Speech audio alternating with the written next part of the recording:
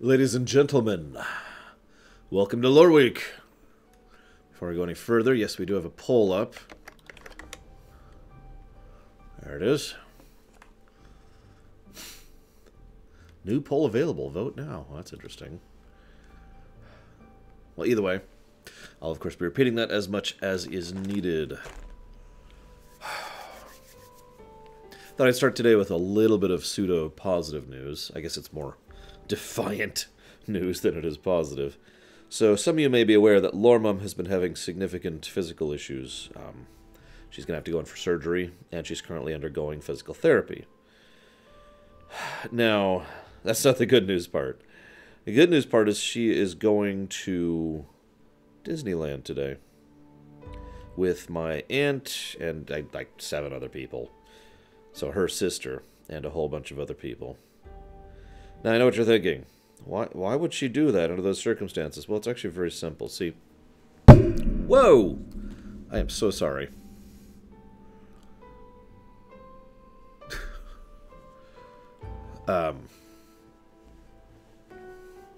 It's very simple. The idea is, and this is something Loremum actually taught me as well when I was younger that I do believe in. It's the idea of, okay, so you're broken and you're beaten and you're poor and you're horrible, but that does not mean you're going to allow yourself, your life to be horrible. In other words, I'm not going to let this stop me from trying to enjoy existence. And so that's pretty much her mentality. She's going to get out there. She's going to have a little scooter thing. And she's going to enjoy Disneyland with her family and friends. Damn it.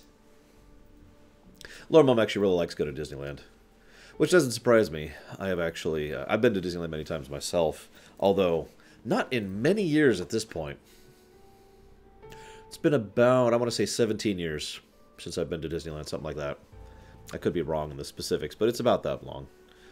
She has free pass tickets, so she can go, on a fairly regular basis for relatively free. It's basically just costs her the trip.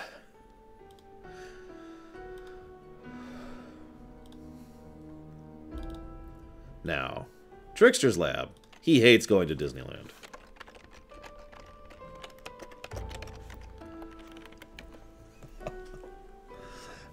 Thank you very, very much, Trickster's Lab.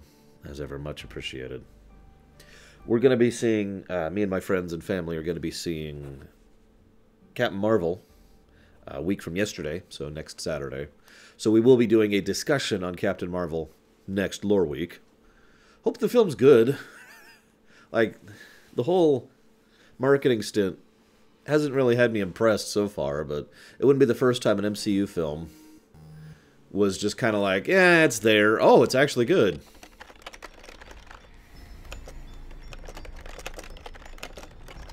I mean, and thank you very, very much, Dream Whisperer. As ever, much appreciated. Thank you.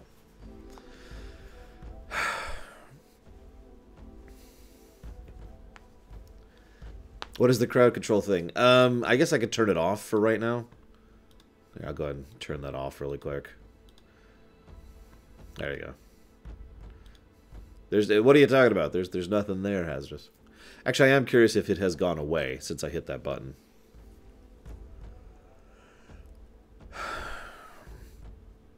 So, random news. Star Trek Discovery has been taken over by Colgrim. Now, you guys know that I'm really against Alex Kurtzman, and in fact, Alex Kurtzman is horrible, as we all know. But I'm hopeful that with Colgrim having taken over Star Trek Discovery, it'll actually start being really good.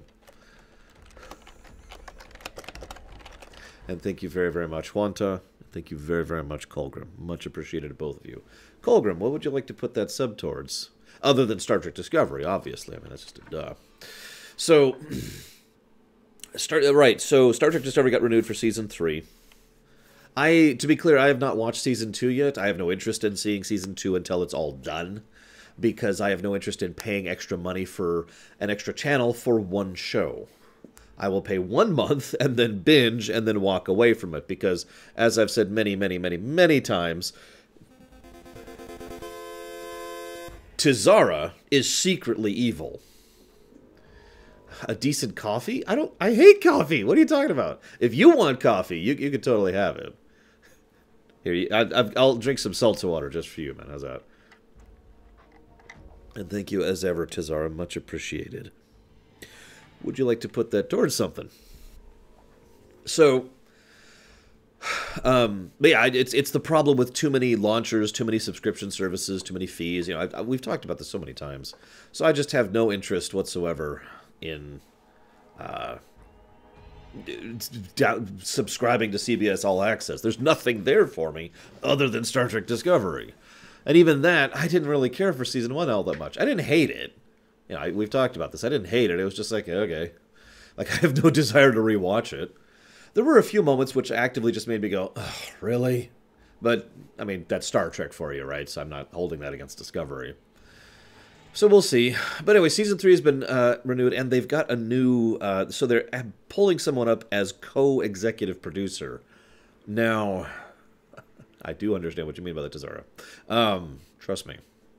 So for those of you not aware, this will not be the first or second or third time that there's actually been a co-executive producer in a Star Trek show. Over in Voyager, there were usually 2 executive producers at any given point in time. Through all of Enterprise, there were 2 executive producers at any given point in time. And that also happened through bits of both TNG and DS9. And that's a little bit variable, and I don't want to get into that. So the point being, this is nothing new. The catch is, I'm not sure if that's a good thing. Because, well, to be perfectly blunt, because I have no idea how good of a showrunner Alex Kurtzman is, and I really have no idea how good of a showrunner, what's her name is, Michelle something, I want to say.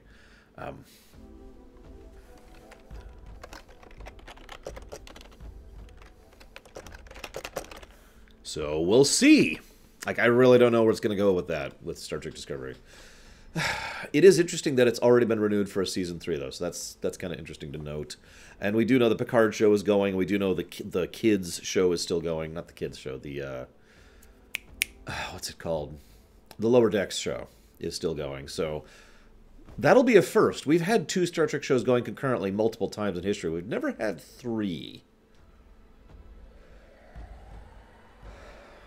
Yeah, Kurtzman is an awful writer. He may be a good showrunner. I don't know. I don't really have enough information to judge that. But he is a terrible writer. Not the worst. That's Orky. But, or me. So, this is a bit of news. I don't actually have... Well, we could turn this into a real topic. Let's go ahead and hold that off. We'll try to turn that into a real topic. Yeah, no kidding, Ezra's. Let's go ahead. Yeah, Lore Shock has already been pretty popular there, Melkor. Resident Evil 0, 1, and 4 are coming out on the Switch on May 21st. This isn't what I would call surprising. If you've been paying attention, Capcom has basically been all on board the Switch train for like a year. So, another Capcom game coming out on the Switch is not surprising. For the record, I will definitely be buying Resident Evil 4 on the Switch. I haven't decided about the other 2. If there's enough interest for doing them on the show, doing a replay of 0 and 1 on the show, we might go ahead and do that. That's fair enough, Fab Alex. I'll actually agree with you on that. Fair enough.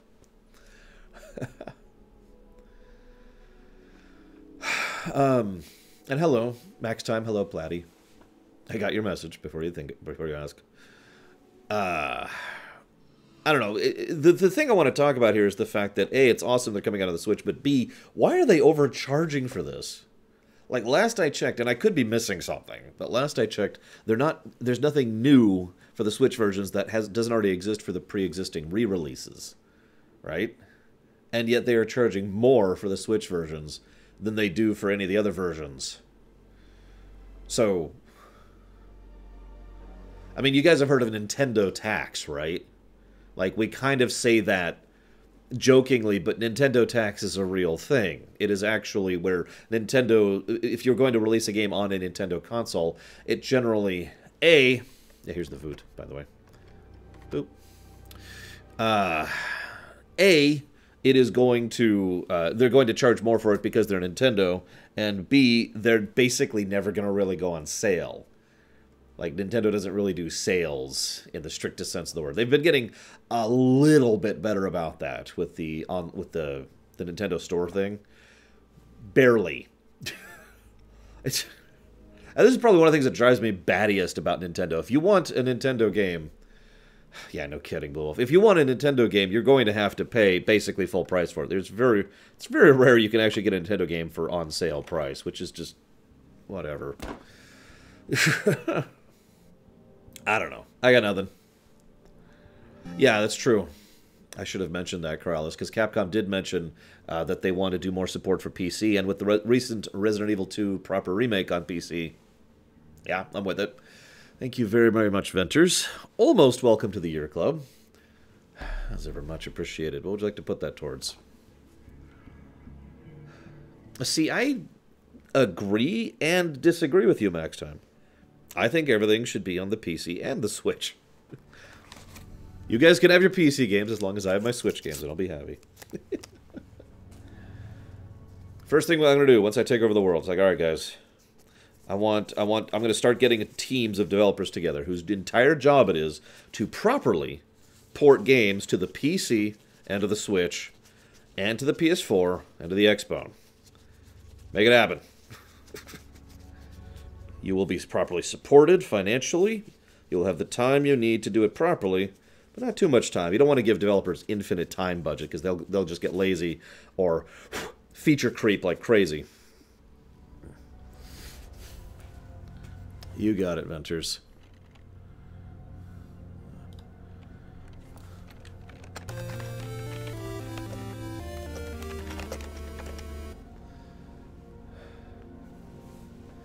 No, that's probably more like my 17th act, Hazardous. I mean, if I want to talk legit for a second, I have actually sat down and thought about what I'd do if I took over the world, because I'm the weirdo who would think of that. Thank you very, very much, Sakage. Much appreciated, as always. Would you like to put that towards something? Because step 1 is actually step 1 through 3. Air, water, soil. Those are the 3 biggest priorities. Trash is kind of related to soil and water. Also, a restructuring of the economy is one of the higher upper priorities because, as I've made clear, it is my legitimate belief that the economy, as in the world economy, is actually wrong. So noted. Sakage, thank you again. But I don't want to talk legit stuff. This isn't Halloween. So, skipping down to like the 17th item on the list. Yeah, we're going to port everything around. We're going to get a lot of proper remakes, and we're going to get a lot of basically official... Of course you follow me. They all do. Official, basically emulators, like an emulator on the Switch, the PS4, the PC, and the Xbox that has like all the NES games. And it's going to be like $40 or something like that. Damn it, Vigilant. Yes, the donor box thing is ready to go right now. I've already tested it and made sure that it's working. Holy crap. Thank you, Vigilant. I'm still trying to find your donation. Thank you very, very much, Mike Romano. As ever. Much appreciate those subs. Much appreciate that donation. I agree, Vigilant, although I am obviously a Pokemon fan. I do actually want to talk about the Pokemon Detective yada yada yada trailer. That's going to be a topic. I might turn that into a real topic too. We got several things we could talk about today. Vigilant 0. Hang on. Hi, Mukul. And Mike Romano, what would you like to put your sub to? And thank you both of you again. So,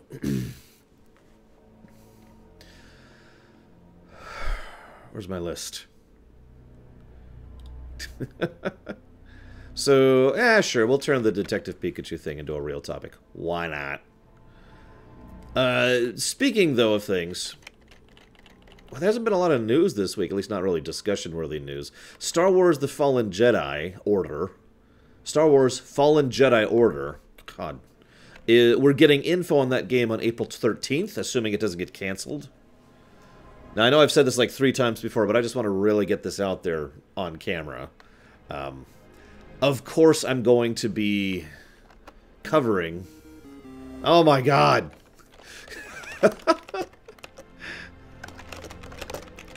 Would you believe I actually have 2 Point Hospital installed right now, Micromano? You know why? Because I've been playing it a little bit with my niece. She really likes it.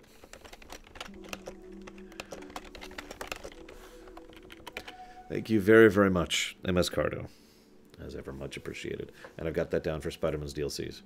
So, the new Star Wars game is the first Star Wars game we've had in years. And so, of course, I'm going to cover it. Of course, I'm going to play it. I'm actually legitimately interested in doing a premiere run of it to see how good it is. I mean, how long has it been? Really, how long has it been since our last Star Wars game? I think off the top of my head, that would basically be Tor at this point. So let's see when Tor came out. Hitman 2 was completely removed from the list. Where is the other problem? Here we go. How long has it been? So, Tor came out in 2011. Do I expect it to be good? No. Tor came out in 2011.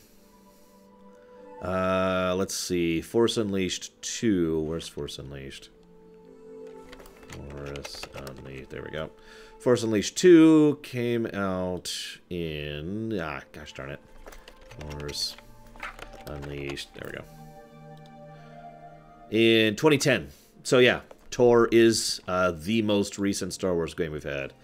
And yeah, I know what I mean when I say that, and I stand by that sentence. If you want to get really technically, we have had 5 Star Wars games since then. 3 mobile, 2 Battlefronts. I don't count any of those as real Star Wars games, just to be blunt. So, yeah, so anyways, getting back to my point, sorry, I'm just getting a little distracted here. It's been 8 years since we've had our last Star Wars game come out, which is insane, I think is the word I want to use there. So, yeah, of course I want to look at it. But yes, the other thing I want to mention there is that Chris Avellone has been doing some writing on it. Now, we don't know how much, we don't know what, we don't know any details whatsoever, except for the fact that Chris Avellone has been doing writing on the new Star Wars game. Now, the only thing I want to mention about that, really quick, is... I said this last night on my Discord. I actually do like Chris Avellone as a writer. Obviously, most people like him as a writer. But I do feel that too many people think he is like the best writer ever. I do feel he is a legitimate case of being an overhyped writer. But that doesn't mean I think he's bad. And quite the contrary. I do think he's a good writer. And I just wanted to say out loud on camera, one of the reasons I believe that exists, that attitude of, oh my god, Avallone's the best, is because nowadays, in video games, really good writing is kind of the exception, right? I mean, there are good games which have good writing, but they are kind of the exception. So in other words, it is my opinion that people like to really latch on to any good writing and just yes, God, yes, anything by that writer is going to be something I'm interested in because we have certainty in it. We have understanding that that is a good writer. I mean, that makes so much logical sense to me. It's the same reason back in the day, back in the 80s and 90s, a Capcom game, a game produced or developed by a company had, a seal of quality attached to it in the eyes of the viewer. And later on, it became more about development teams, and a specific team or specific group within a company was like, yes, that's going to be good. And later on after that, it became more about individual developers. I mean, how many times have you seen, someone be interested in something just because it's a Kojima game, or because it's a Suda 13 or Suda 51 game, or, whatever. Also, I'm sorry, yes, someone asked about DonorBox. Yes, DonorBox is good to go. DonorBox is up and ready to go. So, that is a thing for anybody who does not want to do Patreon anymore. That has been ready to go actually for a few weeks at this point. So, I mean, this is kind of my point. I mean, Avallone's doing some writing for it. That's great. There's probably going to be at least some good writing in there as a consequence of that. And I am very much, I mean, like I said, I'm interested in it just because it's, it's a new freaking Star Wars game. Of course I am. Where's our other little tidbits here? I didn't mention this, or maybe I did, but we're going to be getting more information on that game on April 13th as part of the Star Wars event. So in about 6 weeks now, we'll be getting more information on Star Wars Jedi Fallen Order. I got to rant about something. This is my next little minor point here. I'm not going to go full in depth in this. I could make this into a whole Loreweek topic. Like a whole Loreweek I could discuss this. But I kind of already have. So, I agree, by the way. Avalon is totally a character writer. You get Avalon doing characters. You get Salvatore doing world.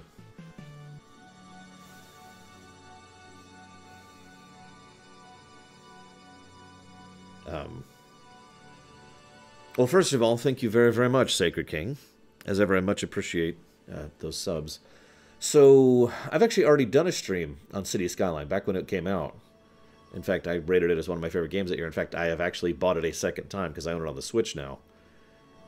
So, I'm not really sure that's a thing. If you want to clarify, please feel free to share with me. What was I talking about? Right, financial stuff. Elon Musk. How many of you guys know who Elon Musk is?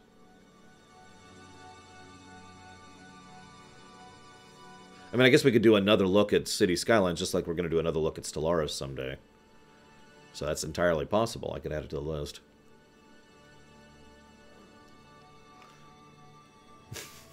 You'd be surprised, Esdras. That one rich guy. Yeah, he's one of those rich guys, yeah. Elon Musk is a really strange individual. In my opinion, because he's someone who is simultaneously very right and very wrong. He's probably the kind of person I would not get along with at all. He is a little bit abrasive. He is rude, actively rude. And he tends to just not give a damn about what anyone else thinks, which is a good thing in moderation, but also kind of, you can see why that leads to some issues. He is, however, someone who...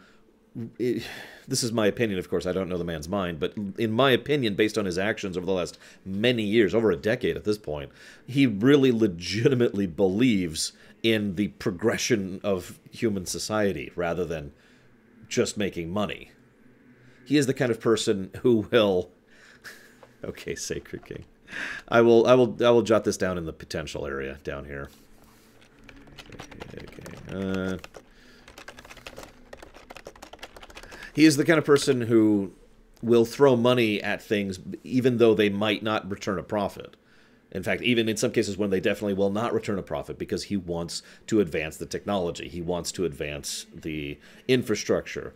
It's actually an old idea. This has actually been done a few times in real-life history, where people will, certain rich investors or certain rich organizations will throw money at something and basically take a loss, but in so doing, they effectively build an infrastructure for whatever that thing is, which allows other people who are more money-focused to go into it now that it's cheaper to do so, right? This has happened many times in human history, actually. So, I'm with it, but I was reading an extensive article on Elon Musk, financial article, over the last week. And the article talked about how, it started saying how, you know, the companies, I'm sorry, Django Fett, the companies would never, would be completely defunct without Elon Musk. They would never be able to push the envelope. Yeah, no kidding, Hazards. They would never be able to push the envelope. They would never be able to, you know, be as profitable or be as widespread as they are without Elon Musk, right? After that paragraph, it was about 5 paragraphs where it talked about how Elon Musk was terrible for the company. Now, I'm going to just summarize for you. Because the idea was Elon Musk is terrible for the stockholders.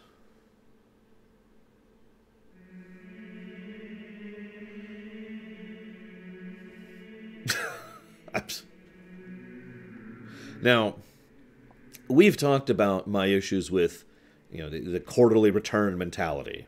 My issues with dividends, my issues with the idea of the ever-increasing market, my issues with how stocks and the approach to the stock market can and has been horrible for literally centuries at this point.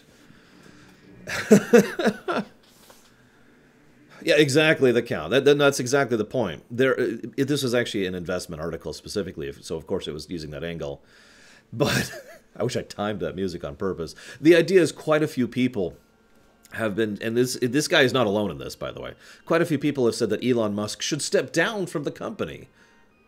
The specific reasoning being that he hurts the stock value and the stockholders' overall rate of increase in profits.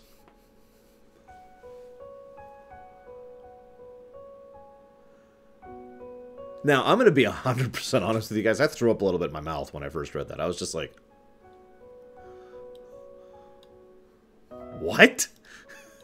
Really? Really?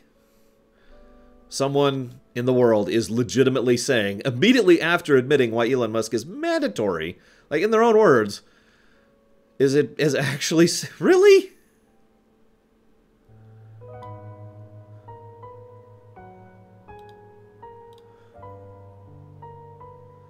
Anyways, I'm sorry, I was going to pull up a comic, but I apparently have since deleted it. It's just a guy sitting around a fire with a really ruined suit, and he's talking to his kids, and he says, yes, we did destroy the world, but for a brief, shining moment in human history, we increased the value of our stockholders.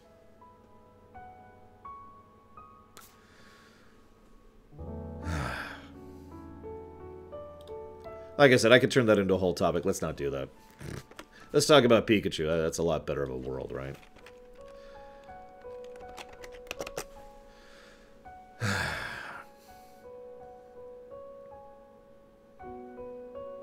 I actually agree with that. Whoever that was, Corrales, I think? Yeah, or that was Cashel, excuse me. I actually agree with that, Cashel. It tends to work out for us, but yeah. So let's talk about Pikachu. I don't have a time thing for this, so whatever. How many of you have seen either of the Detective Pikachu trailers? There are 2 at this point. I'm going to go ahead and say right now, I recommend you don't see the latest one if you haven't. Because, you know, there's some spoilers in that. Because, of course, there's spoilers in a freaking trailer. But no, what I really want to talk about, because, like I said, we can't turn this into a real topic. First of all, let me just say right up front, I am actually interested. I am legitimately interested in seeing this. I am Third, I know, is already interested in seeing this. So assuming I'm going to be living within range of him, you know, the moving situation is worked out, I do plan to actually see Detective Pikachu with Third, at least. The first thing I want to talk about is how I appreciate that what they're going for is a very specific slice of visual presentation. And I don't actually mean the Pokemon themselves. I want you to think about those trailers for a moment. I'm not going to show them here. But I want you to think about the trailers. I want you to think about what they showcase. Because what you're seeing as you're going through that is a very gritty, down-to-earth presentation minus the grit. Like, it's something very rarely done. It's basically romanticized gritty, if that makes any kind of sense. We see a lot. Yeah, there's a legitimate fun there. It's not actually dark, you know. There's not, you know, horrible people who are stabbing people in the sideways or trying to... Yeah, noir is actually a pretty good way to put that. I agree with that, to quote it. You know, it's got a very specific visual vibe to it of everything they've been showing. What do you... Oh, yes, that's the one, Bragwin. That's the one. Yeah, noir but fun. And as weird as this may sound, that fits perfectly for me. Because, obviously, it's supposed to be a detective story. You know, it's a Detective Pikachu. But it's also a Pokemon story. And, I'm sorry, Pokemon is not dark unless you're talking about the manga. Pokemon is not horrible. There's not horrible, just grit. You know, there's not human exploitation. There's not people who attach bombs to people's necks and force them to commit crimes. That's a real thing that happened, by the way. You know, there's not horrible stuff in Pokemon. So it's a good way to actually showcase that combination of noir and Pokemon, which is just, I want to give huge praise to the people who have written and designed and presented it throughout the course of it, you know. And now, the other thing I want to talk about, though, is I find myself wondering if this might be a truly successful video game film. As always, we're using different definitions of dark that count. I need to come up with a new word. You guys know I am extremely against darkier. I hate dark ear. But dark ear is like the third type of dark. Dark ear is when they're just trying way too hard to be edgy, right? You know, look at anything from the 90s. That's dark ear. Okay, it's an exaggeration, but you get the point. But then there's dark, and then there's dark. Like, there's dark, which is... You know what? I don't even want to talk about that out loud, actually. Go watch any news show for 20 minutes. That's dark. Like, horrible. And then there's dark, which is, you know, what I like. I'm into dark. And you see the problem here. Anyways, I'm getting off topic. Point being, I'm wondering if this might actually be a legitimately good video game film, specifically because it's not a video game film, in the strictest sense of the word. Because we've had decent video game films in the past, but most of them are... Usually, let me rewind here a second. Usually most of the legitimately good video game films out there are good because they either A, are really cheesy and just embrace it, or 2, because they have decided to go ahead and actually throw their weight in to make a good film, which happens to be based on a game. Whereas most video game films go out of the way to make a game film, and in so doing just kind of stumble their way through the whole thing. We've talked about this several times. Many other more intelligent people than I have talked about this many times. The point being, this is a rare exception to that, because we don't actually see this kind of thing all that often. This is a video game, this is a film that happens to be set in a video game setting. This is not Pokemon Red and Blue, or Gold and Silver, or anything else, actually. It's just a film that is set in Pokemon. And I feel like that's an approach that should work better than actually trying to emulate the plot and lifting a plot from a game into a film directly, especially since I actually can't think of any other example that off the top of my head. Please feel free to share if there's another example of this, but I can't think of any other films set in video game setting like what they're doing with Detective Pikachu here. I'm sure there's at least one, I'm just not thinking of it right now.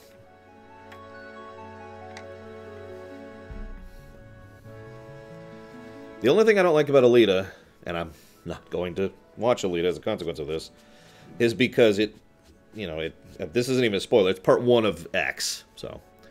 Warcraft is straight up the Warcraft 1. Warcraft 1 lifted over into the film. Now, yes, it's an adaptation of Warcraft 1, but it is still a film of Warcraft 1, so that does not count. The Assassin's Creed movie, I'll give you that. Although Assassin's Creed movie is kind of a weird exception, because that's actually canon with the games, which that's a true rarity right there. Yes, no, I didn't Tokyo Vampire, so I can't actually speak to that. Prince of Persia? I didn't actually watch Prince of Persia, so I can't speak to that. Although I thought Prince of Persia was just a retelling of Prince of Persia, Sands of Time. Which, again, would not qualify. Gosh darn it. You know, the dog doesn't even come down here, and I still get dog hairs all over myself. He's a really long-haired, white-haired dog. I don't know what type, don't ask me. So I feel like... Okay, so apparently Prince of Persia is not a retelling of Sands of Time. I'll take your word on that. So we've got 2 video game films, which everyone I've heard has told me they're terrible, which are games set in setting. But I don't agree with that sentence, even as I'm saying it. If that makes any sense. Because...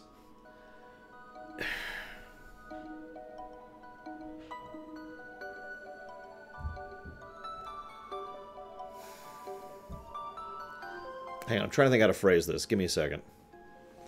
I feel like we've never had something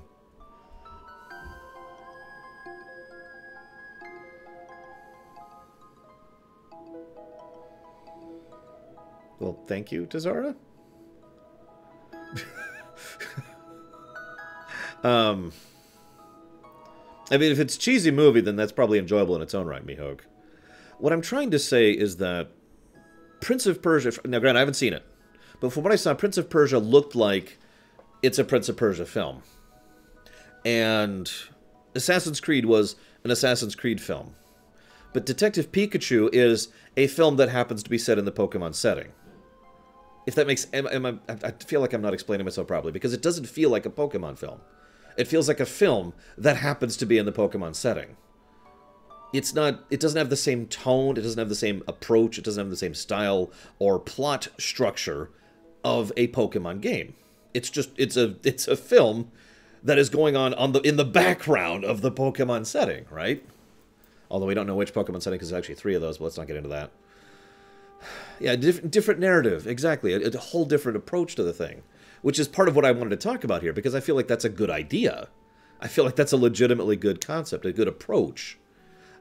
You know, exactly, like it could exist outside of Pokemon. I actually honestly think if you removed the Pokemon from the film, it would obviously change it, but not that much. Where does the Mario movie fit? Oh my god, the Mario... So there is a class of video game movie which is basically... We have no idea what the video game's about, so we're going to look at surface-level impressions of the video game and turn that into a movie. There's been a couple of Street Fighters like that, too. There was a Double Dragon like that.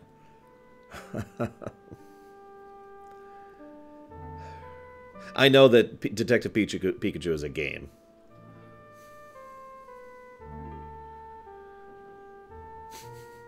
Of course, Eitri.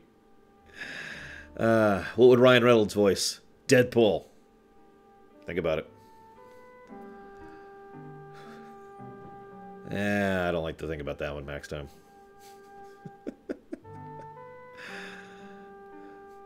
Oh, that's right, there was a Far Cry movie. I haven't seen that, so I can't talk to that one either. If you're talking about the first Star Trek film, wow, Street Fighter film, Palayan, I will admit that the first Street Fighter film is what I call cheesy enjoyable. But then we have the other Street Fighter films. Like the Chun-Li film. Oh my god. Just...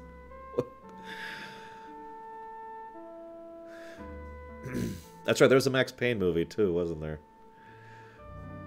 Yeah, Raul Julia's was awesome. Anyways, I'm getting off topic. Let's just move forward. Point being, I feel like this is a bit of a unique take. Obviously, it's not completely unique, but I do like this concept. I hope that this is a good, legitimately good film. You know what I mean? Here's a refresh link to that. Okay, let's move on to our next topic, which is... Oh, we're up to questions already. Right, because that was our only lore topic. Okay, so we'll go ahead and move on to our next topic, which is Q&A. I've noticed that some people like to bombard me with Tumblr questions Saturday night. I don't mind. It's just funny to me. Where the hell is the topic? There we go. So this first question is about Legend of Zelda. Which is... I actually have the question here. Okay. So, you are being approached... I've never heard of it myself, the account. I think it's one of those random indie games like, made by one person over like 5 years. I guess we could talk about the Pokemon Sword and Shield trailer. So there's a Pokemon Sword and Shield trailer. It doesn't reveal anything other than the fact that there's new starters, and the fact that it's called Pokemon Shield and Sword, and the fact that it's set in London, or Britain, rather. Woo! Moving on. Oh yeah, and they're just using the 3DS engine, or rather the Let's Go engine, which is an iteration of the 3DS engine, which I am a little bit disappointed by, but that's not to be surprising. So Nintendo has approached you and says, hey, I want you to make a Zelda game. What I want is for you to make a Zelda game in which Link is in his 50s. He has the Master Sword, he has the Triforce of Courage. Okay, that's the premise. What would the main theme be? What kind of gameplay would it be? What would Hyrule be like? Who would be the main villain? Who would be a major threat? Would you give the villain the Wisdom Triforce, or make Link lose courage for wisdom, and blah, blah, blah, blah, blah. Yes, the new Pokemon game is set in England, Palayan. Does Link have to be the main character? I think so? It doesn't really say in the question. Of course Nintendo would never do that. Look at Breath of the Wild. I liked Breath of the Wild, but the story of that game was stupid. Anyways. This is set in the combined timeline. Anyways.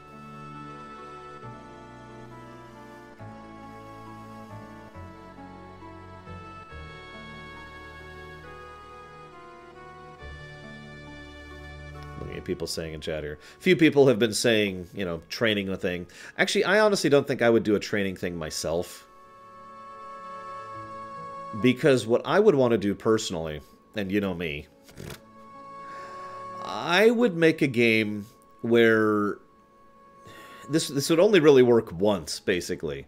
But for, let's say, 50% of the game, right, halfway through, okay, you know how ever since Link to the Past, there's been kind of the Zelda formula, which is do a few dungeons, you know, there's intro, few dungeons, big event, few dungeons, finale, right?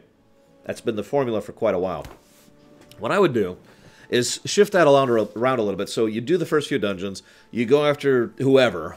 Let's just say it's Ganondorf for now. You go after Ganondorf, you lose. Link dies.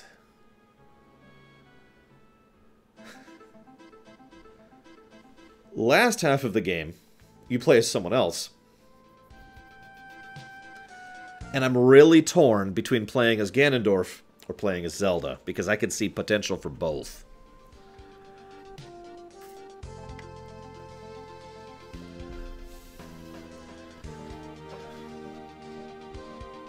My knee-jerk reaction, my initial thought was you play as Ganondorf. The idea here was that for the last half of the game, you play as Ganondorf, and you go and you effectively conquer the dungeons, take down all of the local heroes and whatnot. And basically, the whole point here is you are leading up to the next game. Effectively make this game a setup for another game, or if not a direct connection to another game, make it be, this is what happens off camera, right?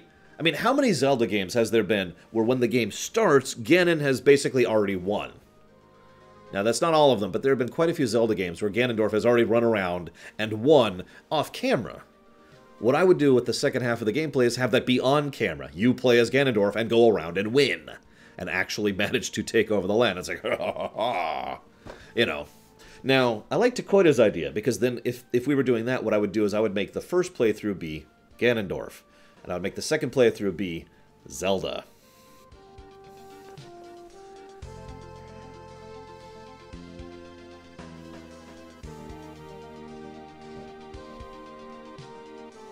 If Link is old, how is Ganondorf still around?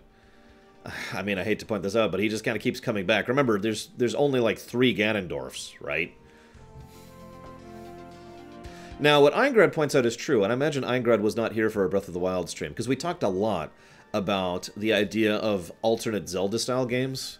One of the biggest ideas, which has stuck in my head ever since we talked about it, and with several of your guys' ideas as well, was a game where we could play as Link, Zelda, and Ganondorf, or basically Courage, Power, Wisdom. And the actual literal playstyle of each of the 3 is substantially different. You know, Courage style is typical Zelda style. You're going through, you're trying to solve puzzles and unlock dungeons, you know, Zelda dungeons, right? Power is more combat-related, probably closer to something like Hyrule Warriors, although, actually, honestly, I'd probably call it a little bit closer to Devil May Cry than anything else, but you get the idea. Wisdom style, that's a little bit trickier. Hang on, scroll up. Max Time's idea was... I mean, that would be the safe choice, Max Time, absolutely. And honestly, it's more likely than my idea, which would never happen. No one would ever actually go for my idea. That's some people ask, why don't you actually make games? No one would ever buy my games. No one.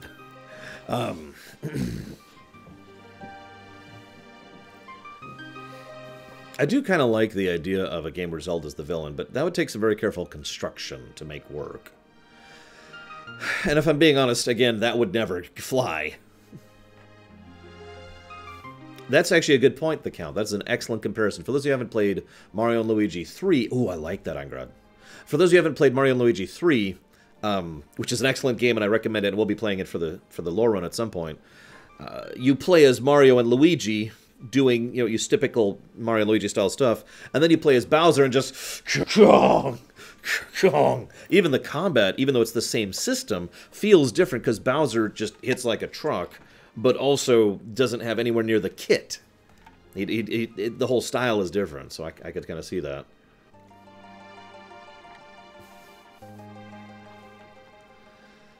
I mean, that's true, Max Time. That is true. It's a valid point.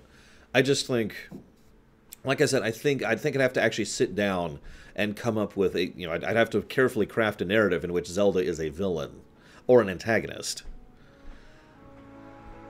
I have to admit, even though it's super cliche, I love the idea of playing a game set right before Ocarina of Time as Ganondorf fighting against Hyrule.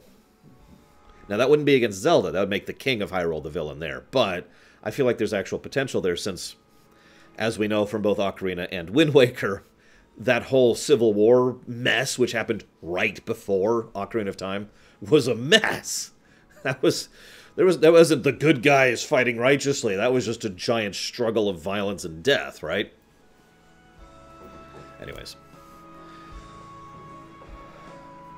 Now, all that being said, I'm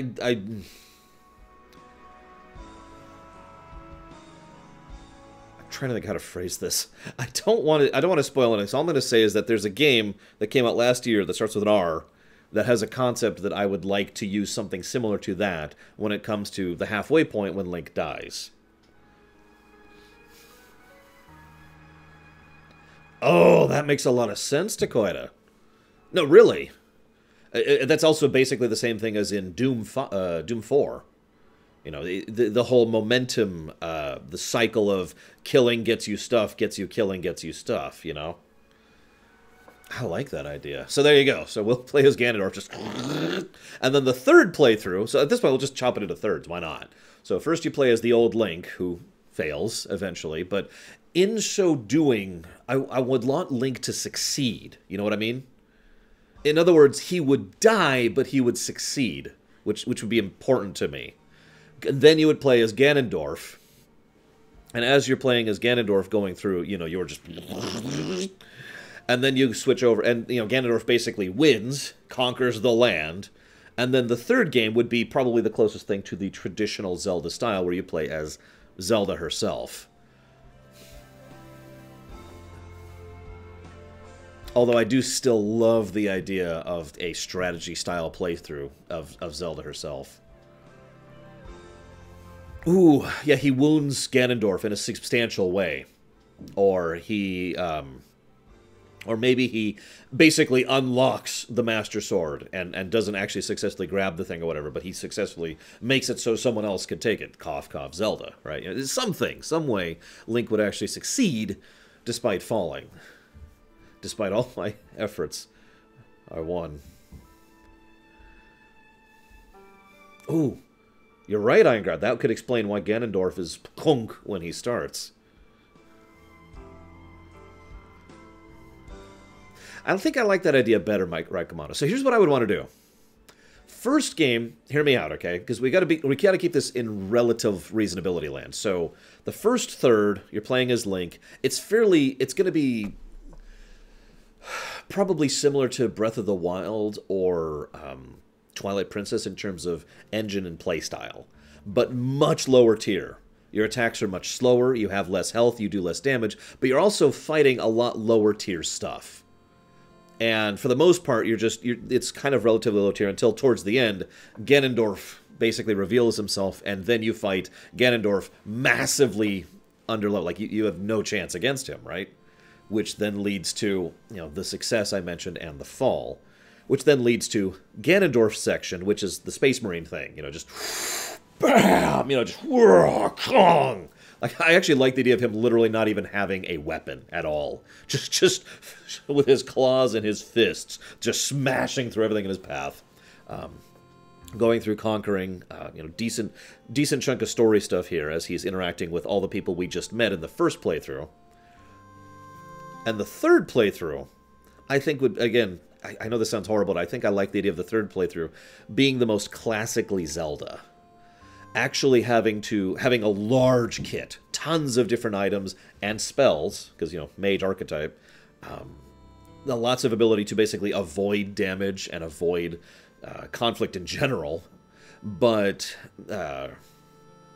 make it so that she eventually ends up getting the Master Sword itself, and then and takes down Ganondorf in the end, and passes down the Legend of Zelda. I mean, you get the idea, right?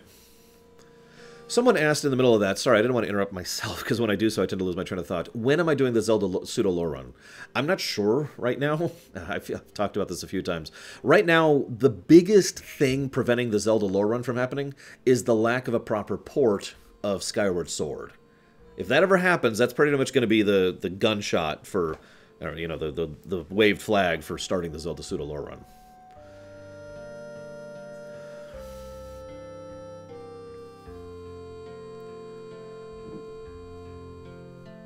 We could switch that around then, Max Time. Make it so that Link has a bunch of equipment which basically makes up for his relative weakness.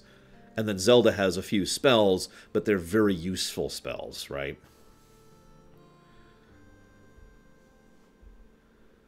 Ah, but that's the crux of the whole thing, Eingrad.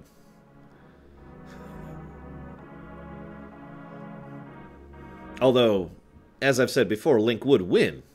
He would just die. I mean, I guess I could do that, Mandarton. Yeah. I'll think about it, but basically, right now, I'm... like I said, I'm playing chicken with Nintendo right now.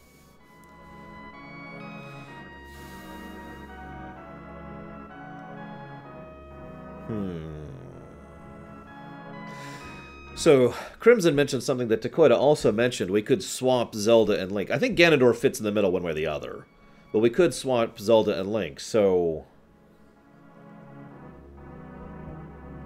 I'm trying to think how to make that work narratively. Oh, no, I've got it. Okay, so the first third... Okay, so new idea. New game idea. The first third, you play as Zelda with Link accompanying her. Kind of like... in terms of overall game style, I'm picturing God of War 4, right? Where you actually have buttons that do things that Atreus did. You know, that kind of a concept as far as gameplay. So make Link a party member who you have partial control over, who is still very much helping out, right? You still have control over him, and still he's actually legitimately useful in combat, in other words. So you play as Zelda and Link. Now, you get to the end of the first thing, Zelda either dies, which would be my first thought, or gets sealed away. Link is defeated, but survives. We switch up. We are now in the Ganondorf section. Nothing really changes in the Ganondorf section. You conquer, conquer, conquer. We switch to the third section. The third section, Link is now older. Zelda's off. Link is now older, and despite, being old Ezio, or at least what old Ezio should have been, he now has to try and finish this off here. And then he dies. Okay, fine, he doesn't die. Although I would probably have him die while defeating Ganondorf, if I'm being honest.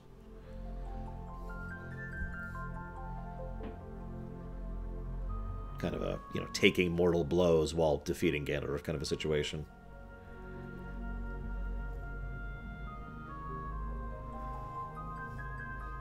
Who comes back as a ghost? No! No ghosts. He comes back as a wolf, obviously. Why do I want him to die? Honestly, I don't want Link to die. It just makes narrative sense for me. Link doesn't have a lot of character. But one of the things that I really like about Link as a character is that his biggest shtick is always that he is always willing to throw everything down on the line. That's something I've always loved about Link as a character. That's true in Twilight Princess, it's true in Ocarina, it's true in Wind Waker, arguably is the biggest one. Wind Waker is the one where Link has the most characterization, arguably. It's also my favorite Link, consequently. So to me, narratively speaking, a Link who has basically already lost, but keeps going and pushes himself to the point where he is able to bring down his foe and save his land, I feel like that Link would do so without hesitation if it would cost him his life. You know what I mean? And I also agree with what Takoida said. Ganondorf is supposed to be this big, super powerful guy. Now, in most of the games, Link has tons and tons of things backing him up. Right? Like, think about that for a second. Almost every Zelda game, Link has a lot at his back. And he's got tons of equipment. He's got magical empowerments. He's got all of this imbuement, and literally magical armor and gear, etc., etc. The idea here being that a Link in this particular arc we're doing doesn't have all that backing. He doesn't have Zelda there. He doesn't have the sages. He doesn't have the fairies empowering him. He doesn't have all the gear. He has some of the gear. But he still wins. Make sense? Hence, this is why I think it would be most logical, narratively speaking, for a Link who is absent some of his gear to still succeed, but fall in the process. Because that would be the cost. And I think Link would pay that cost.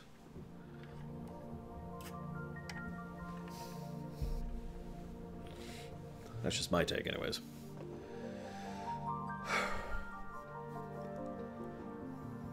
I'm not sure which of those ideas I like better. The idea of Link, Ganondorf, Zelda, or Zelda, Ganondorf, Link. I really like the idea of playing as Link and Zelda at the same time, though. Like, that appeals to me in many ways. It's probably worth noting I really liked that part of God of War 4, if that's not obvious. Everyone must die, Takoida. No,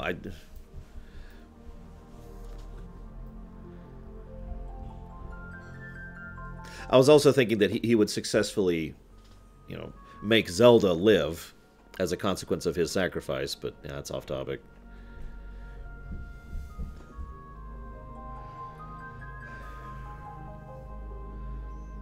What do you mean, Colgrim? God, how long have we been talking about Zelda? Yeah, about 20 minutes. This is why I'm not too worried about the Zelda pseudo-lore run. Because we will have a lot to talk about during the Zelda pseudo-lore run. Because it's Zelda. No, I didn't, Javis.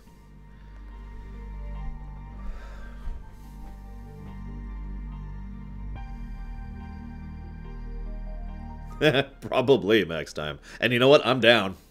I am totally down. And then, while we're making this game, we have another game over here. And this is a strategy Zelda game. And you have different play styles for different factions depending on who you're playing on. And that's just fun, and we play that. Okay, moving on. Let's go ahead and move on to our next question. Which is going to be here. No, hazardous. No, no, we don't need to be dark here.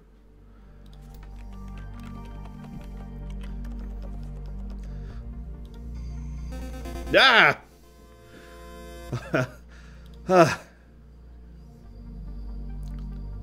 Thank you very, very much. Oh, god damn it. Uchiha Daisuke. I hope I'm saying that correctly, because I'm so terrible, but thank you, as ever, very much for your continued support, despite my terribleness. Thronebreaker. So noted.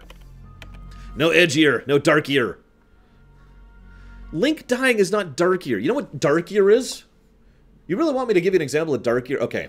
So it starts off and Link is a whore. He is actually selling out his body sexually for favors because he is down on his luck, because after having successfully saved the kingdom the last time, he has been abandoned by the king, who has dismissed him as someone who was just a matter of propaganda, and he's lost all his favor and reputation. All his money's gone. Now, in addition to this, he also has AIDS from being a whore, and in addition to that, he also, let's say he has either a cat or a family member, or like a really close friend who's really cool with them, and one day he gets up and he's trying to figure out where they are, and they're just over there in the corner because they died of septic shock because someone stabbed them and they never got the wound seen at. And then darkier is so easy to define, you know? No darkier.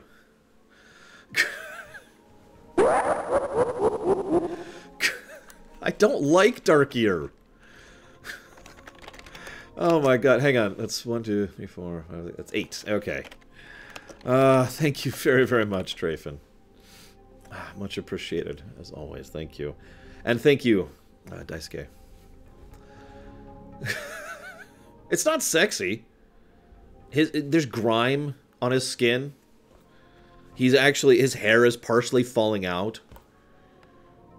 Some of his teeth are missing because they've been punched out by some of his customers. It's not hard to define dark ear.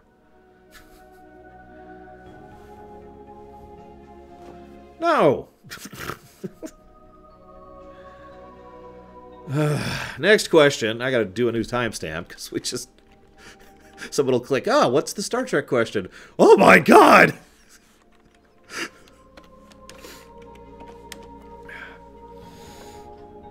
Anyways, so this is the Star Trek Star Wars question. Do I have that properly set up? Yeah, I do. Okay. So, we actually talked about this last week. Imagine the Resistance and the First Order have fallen. They're gone. And now it's the pocket government thing. The galactic government has been removed from the equation, right? We talked about this last week. Now, what you need to do now as a writer is you need to come up with a Star Trek equivalent of the powers that already exist in Star Wars. So there needs to be... Someone needs to be the Federation, someone needs to be the Dominion, someone needs to be the Klingons, someone needs to be the Romulans. Actually, I did know that. Yes, Mike Romano. I even know the big twist, which I'm not going to say out loud because I'm not a dick who spoils things like that. There's a twist. Anyways. Now, yeah, my first thought, Mandalorians being the Klingons is just a little bit too duh, right? So, clunk, that's easy. I was kind of thinking, this is probably new canon, since the First Order exists, Palan. I was kind of thinking that the Hutts would either be the Dominion or the Romulans. Honestly, I think I'm leaning more towards the Romulans. Big, powerful, lots of influence, really way too stuffed up their own boots. You know, way too self-interested. But also sufficiently powerful to somehow make it work. But also their biggest problem is they're constantly backbiting each other. I mean, if the Hutts ever unified, that would actually be a real big problem. And see, people are saying the Hutts are the Ferengi. No. No, the Ferengi are never a threat. The Ferengi don't have real power. The Ferengi don't have real backing. The Ferengi are a joke. The Hutts are terrifying. No, the Ferengi...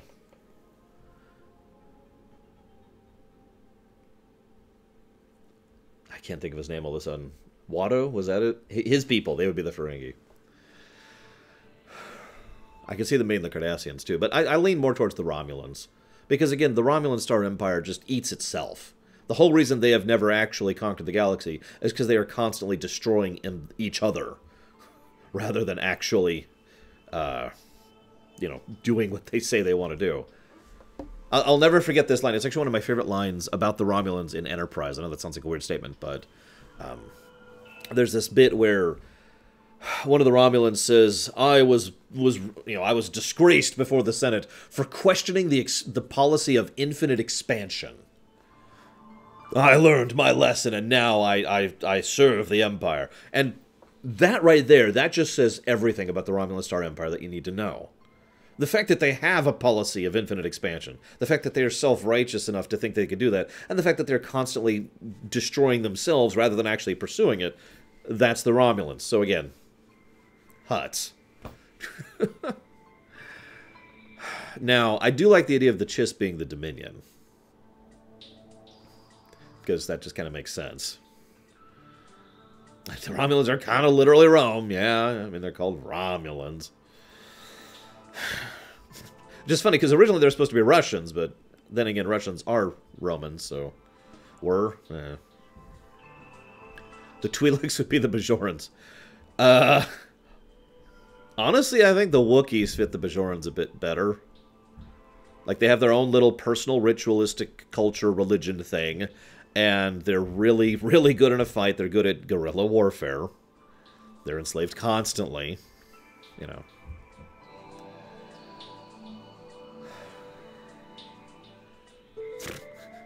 I thought that was Mongolian, Astros. Trandoshans? Oh, what's those idiots who are... They're in one episode of DS9. They're like, behold, we are about the hunt and nothing else. That's the Trandoshans. Yeah, no kidding, Tazara. If the Bajorans had Wookiees on their side... Anyways... Oh, yay. The Orions, you know, actually I agree with that. The Orions being the Twi'leks kind of fits, or the Twi'leks being the Orions, I guess. I don't know, man, Darton. Why is slavery even a thing in Star Wars? It actually doesn't make sense if you think about it. We've talked about this before. Anyways, let's see. Who are we missing here? Federation. We don't have a Federation. Who would be the Feds? Because, like, Dominion? Yeah, okay, we got a couple things. Klingons? Duh. Romulans? Yeah. Ferengi? Okay, yeah. Who would the Feds be? The Kuat? I was actually thinking the Corellians myself, but we could actually do both. I mean, Corelli and Kuat aren't actually that far from each other. There could be, like, a new republic that's just some systems in the core worlds united together. Although...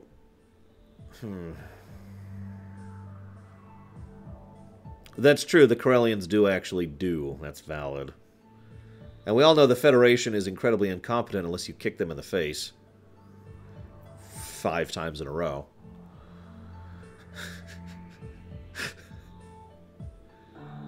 Funnily enough, I've always had 2 views of the Federation. One is basically the idealized view, which is exactly what you'd imagine. The other is the view that's shown in the shows.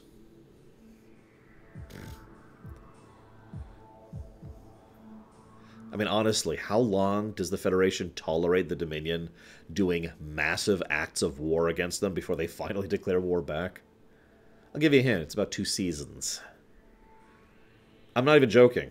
At one point in time, the Federation knows with 100% certainty that a changeling and other Dominion operatives enact a plan to wipe out the entire Bajoran system and Shadow Machine, and they just let that slide. Can you imagine? I'm sorry, Shadow Machine. Thank you very, very much. Much appreciated as always. Can you imagine for a moment how many other organizations in fiction would be totally cool with you attempting to destroy a system, an occupied system, while a huge fleet of 3 different major powers is also present?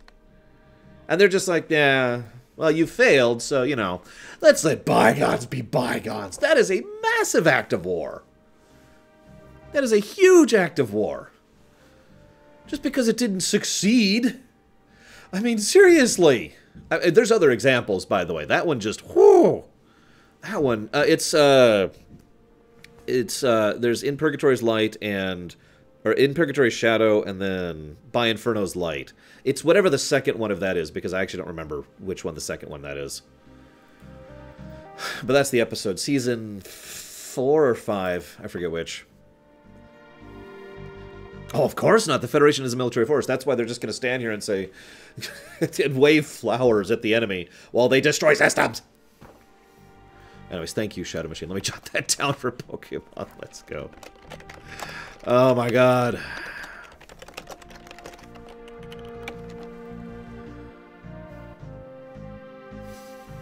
Honestly, I agree with that, Cashel. Hi, Baron. I really do. I think that she is too in love with the idea of supporting the Republic. One of the things that really pissed me off about the Clone Wars series was how Padme was stupid. Like, really stupidly into the Republic. Even when the evidence, the hard evidence of how corrupt and awful the Republic was shoved in her face, she was just like, but we must support democracy. Really? Anyways.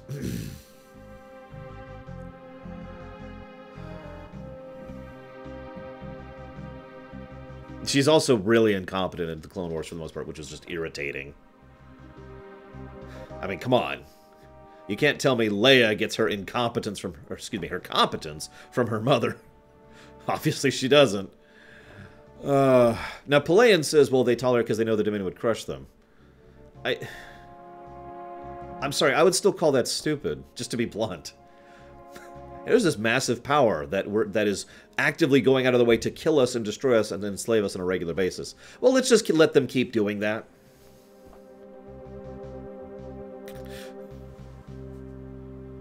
I will give the Feds this. Pretty much as soon as the Dominion showed up, they really overhauled their recruitment drive and their ship production program, so they were at least ready when the war came. But gosh darn it. Who would the Borg be? Sorry.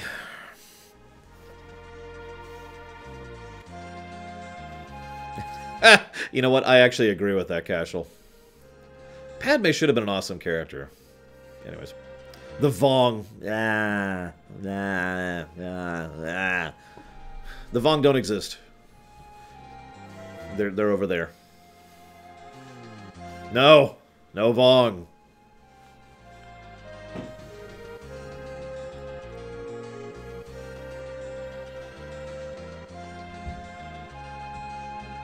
Well, but see, this wasn't the U.S. equivalent, Palan. This would be like if Britain, or actually France would be a better example, didn't get involved in World War II until... God, I don't even have a good parallel of that, actually. Until the Blitzkrieg.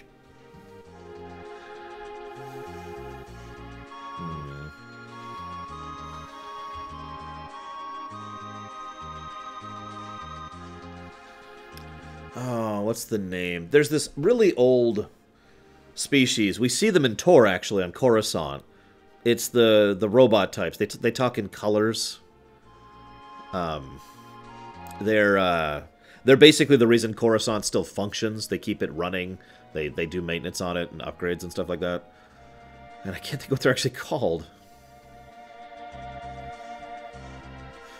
The Gree. That's it. The Gree. I feel like the Gree is probably the closest we've got to the Borg. But the only difference is the Gree have no interest in conquest. So if the Borg were just kind of in the background... You know, there's the Gree. Or there's the Borg. I mean, you're right. The Vong are anti-Star Wars. The Borg are anti-Star Trek. That's absolutely true. So I get you on that. I'm with it. Arrgh. See, Palayan, while you have a point, it doesn't make it not stupid. Also, I'm pretty sure Germany didn't try to nuke London at some or Paris prior to the war starting. But anyways, I'm getting off topic. Point being, screw the Federation. I guess it's everything. Let's move on to Star Trek and Babylon 5. Hang on, where's our timestamps here? Funnily enough, I was actually thinking of the Keepers and the Gree. Where are we at? Okay, so this... There is no way to discuss this without spoiling Babylon 5. So, anybody who has not watched Babylon 5 and cares... Or anybody who, doesn't want to discuss that, this would be the time to bow out. So this is your warning. See you around, Palayan.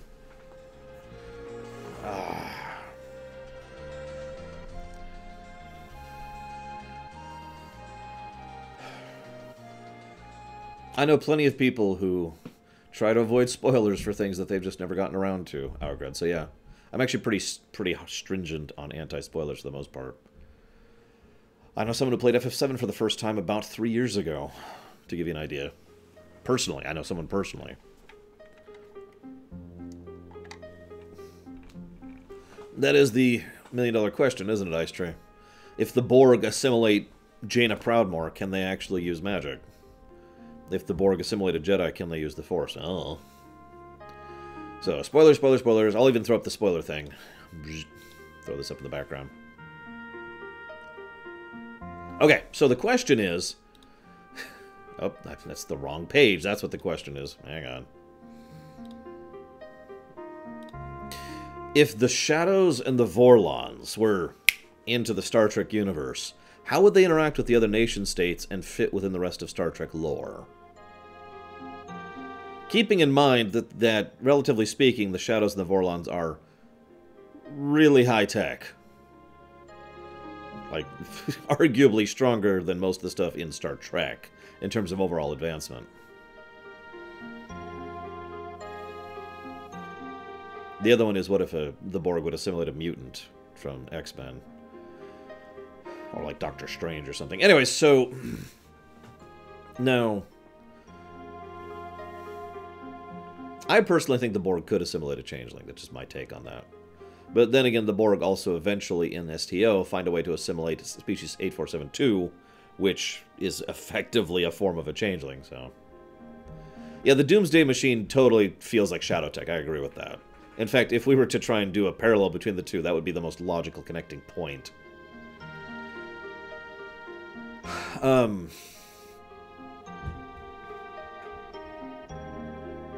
Yeah, I absolutely think... Personally, I think the Vorlons and Shadows would keep doing what they usually do. Let's just go and start with that.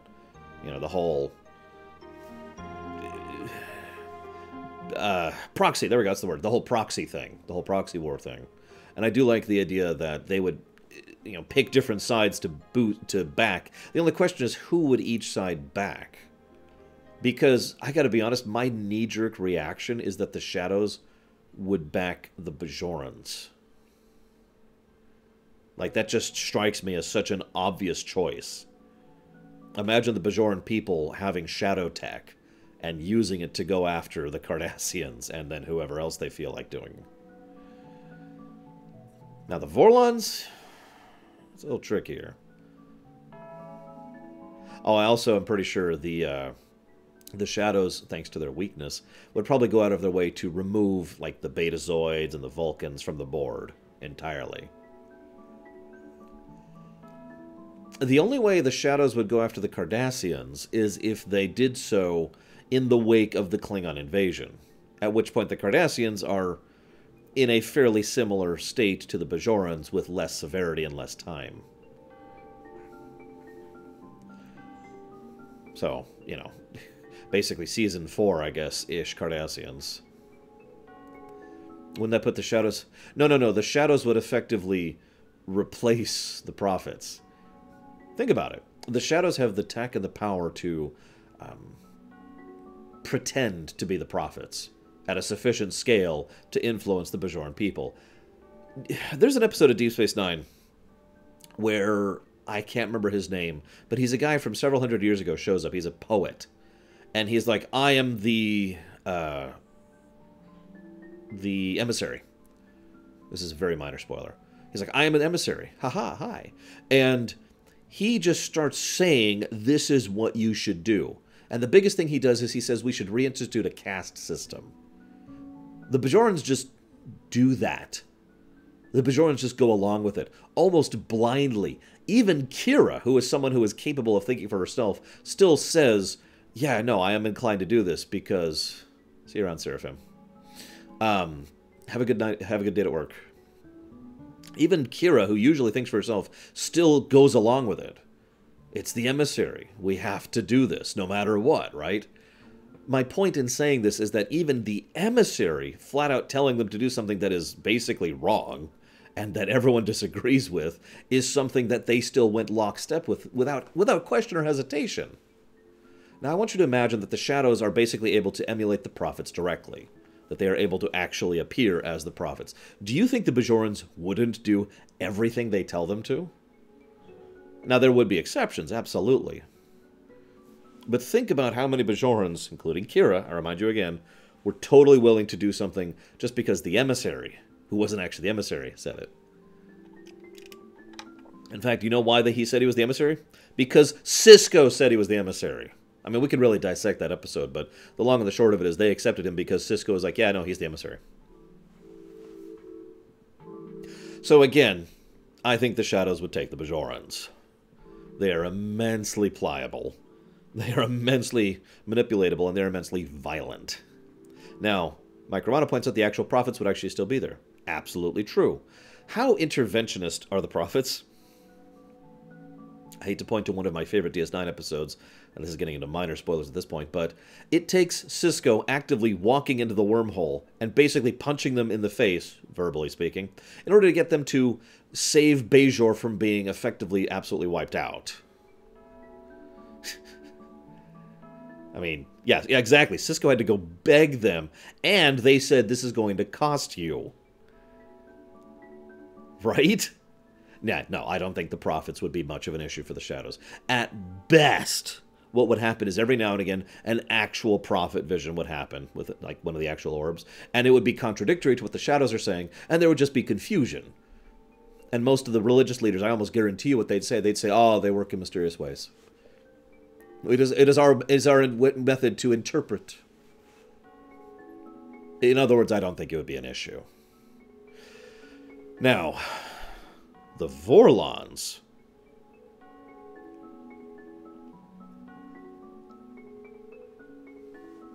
I'm torn on the Vorlons. There's a lot of options there.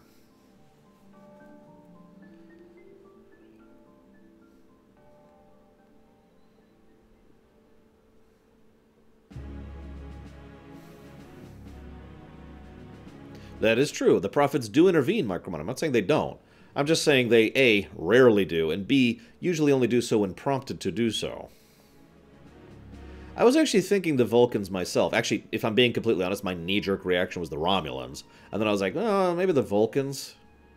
Because I'm trying to think of the equivalent of Mega there.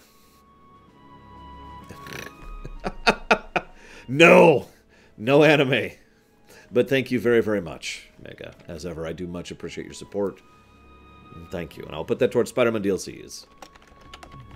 Alright.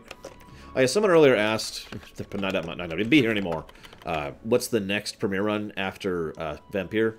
Octopath Traveler. The Defari. You know, I could see that, Micromano. We must have balance. See, my third thought about the Vorlons is actually the Klingons. Now, I know what you're thinking. Huh? How would the Klingons ever be under the Vorlons? Well, you know how the Klingons have their whole religious zealotry thing going on?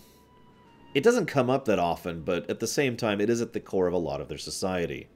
In the name of Kalas, in the name, for the glory of Kalas, and the great empire beyond, right?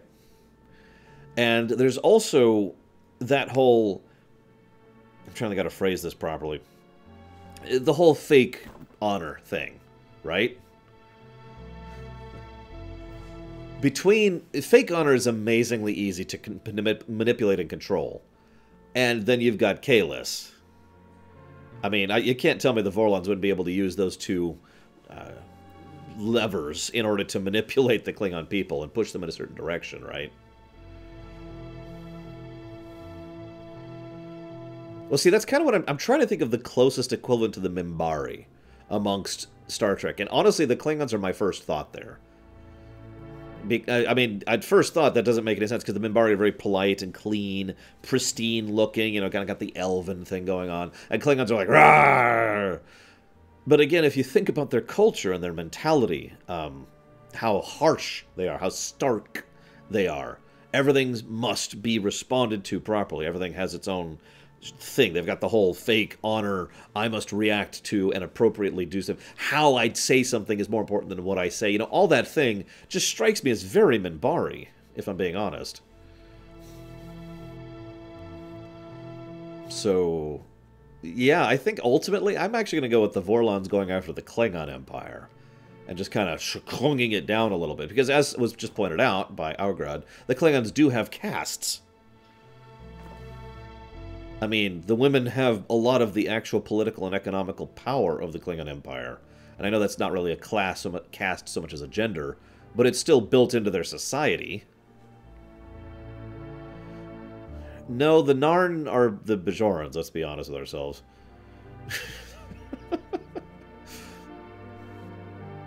No, seriously, think about it. Oh, now that's a good question, Micromano. Because the Iconians are big boys. They could probably play on the same level as the Vorlons in the Shadows.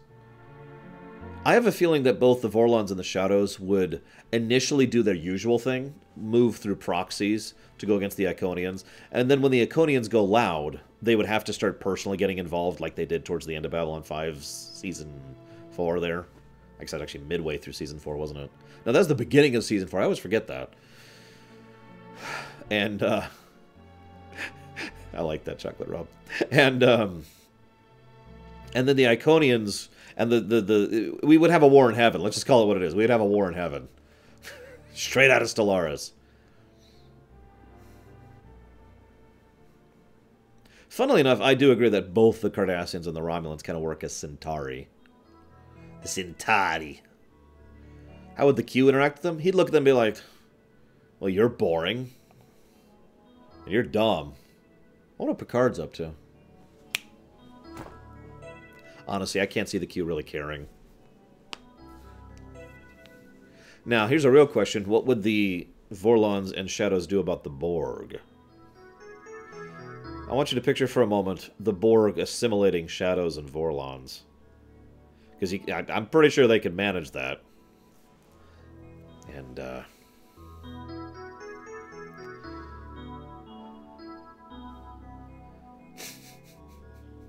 lol, Bragwin. But you're right, though. That was, Jakar. I know what you're talking about, yeah.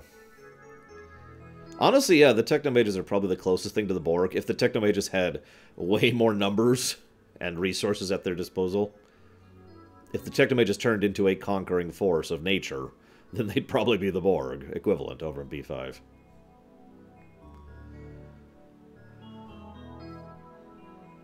It is Cashel, isn't it? Yes, Django Fett. I can change the music if you hate it.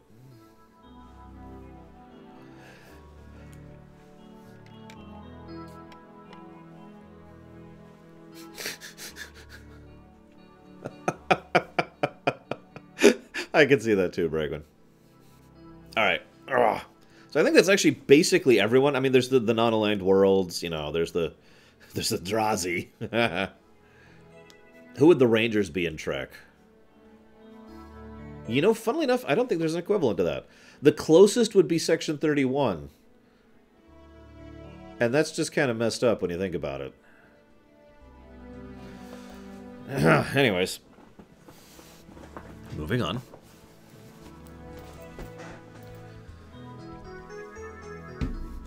So, before we start the Vampire premiere run, I want to test something, if you guys are down. And if you're not, well, tough. I still want to test this. Alright. So, I'm going to go ahead and set this up. Make sure, if you haven't vooted, this is your last chance to voot right now. Because I'm going to switch over to the new thing. So, voot if you haven't. Is that the one about robots, Earth?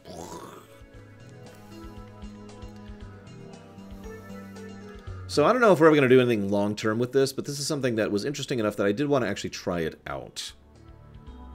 Where's the voot? Here's the voot. Should still be there. Yep, there it is. Make sure you voot. Real quick, real quick. Let's go ahead and get rid of the spoiler thing. We're not spoiling anymore. Whoop, the wrong thing. There we go. Let's get rid of this. Let's just get rid of everything. Everything's gone. Okay, I don't know. Let's just go down to here. This is a good place to go to. We're not spoilers. Spoilers. If the spoilers thing is gone, then it's no longer spoilers. All right.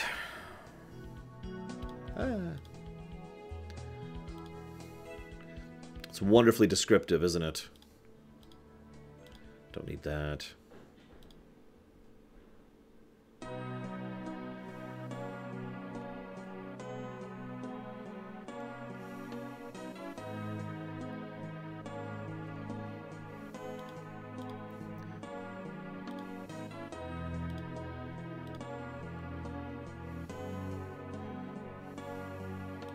Not yet, no.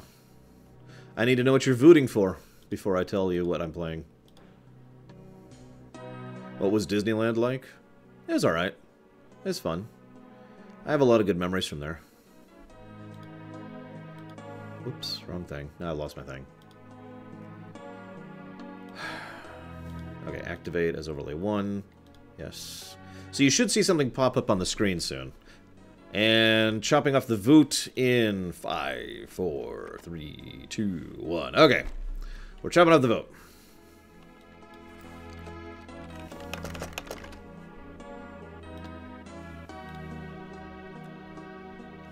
Let's kill that.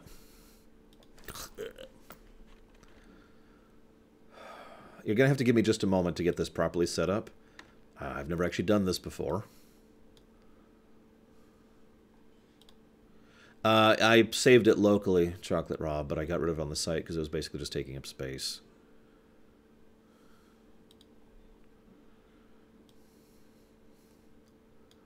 I don't understand that question.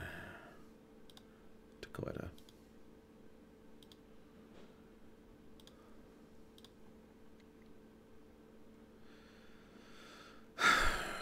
Okay.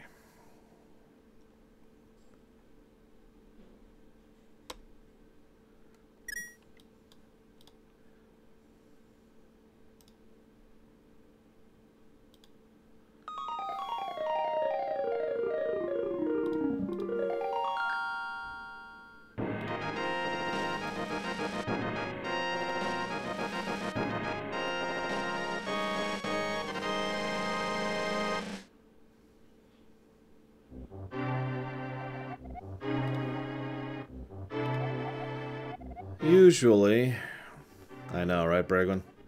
Usually what I do, why is this not showing up? Yeah, one moment. Usually the idea is we do a vote with no context if either A, it's not super important what we choose, or B, it would take too much time and effort to actually lay out all of said context. So, I just ask you guys to choose, based on your own personal opinions. Actually, no, I don't, Micromono. Because I already have! Because of a new plugin I've got. Besides, this is still Loreweek.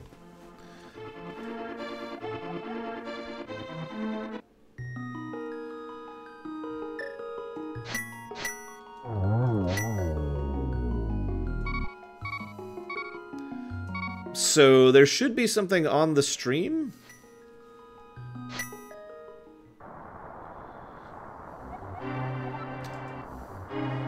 I need you guys to help me with this. Is there something on stream right now? Like, an overlay, one might say. I also don't know where it is. Ugh, of course it's just rupees. Okay, apparently it's in the upper left. Can I move that? Can you move that?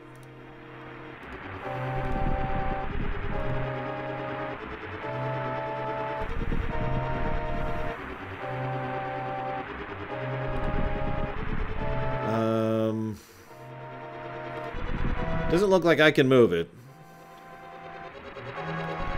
So I can't move it, so it's just there.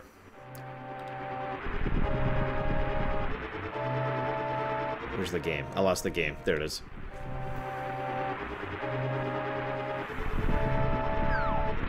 Also, this is my favorite LTTP sprite right here. Just saying. Okay, you guys can move it. Okay, okay. And you can minimize it, right? So it's not actually going to cover the screen.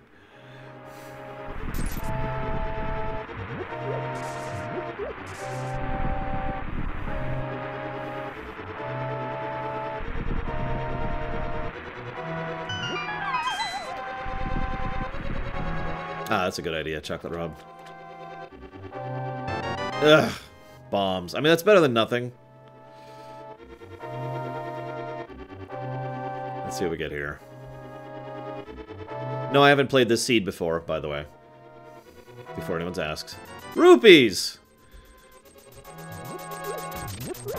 Hang on. Geludo just gave me a rupee. I actually saw that in the message log there. So that would explain where that random rupee noise came from. Okay, that's weird. Is there a way to, like, make it free? Zug zug. Apparently Saturn also gave me some rupees and some bombs. I didn't even see that.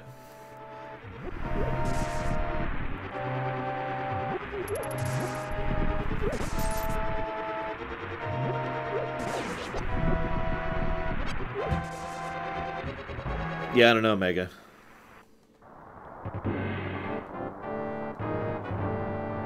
So again, I don't really know what you guys are seeing. There's supposed to be the ability for you to screw me up and kill me horribly. Which is kind of the intent, obviously.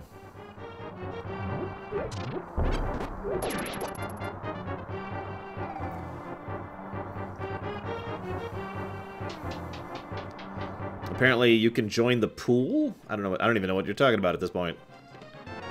Ugh, more bombs. Yeah, I was hoping for like a free mode, but there doesn't appear to be. I'm awful. Up here. Nope, nope. God, I am awful on the timing of that. There we go.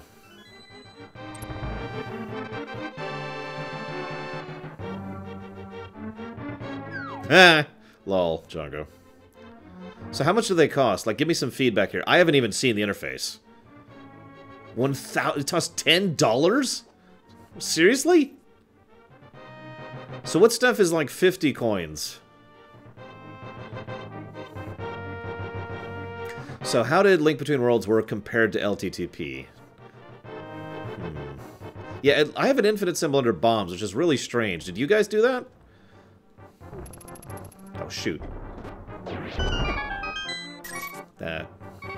It gives me a heart. Okay.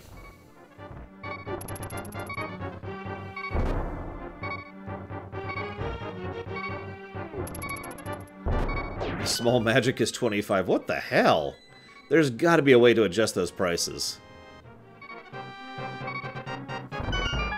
Like, there's got to be a free mode, right? Remove arrow. Remove bomb. Someone try to remove bomb.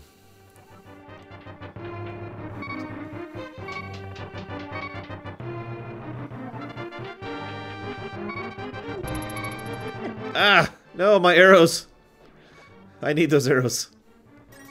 I am not doing well here. Ah, oh, thank God, the noise is gone.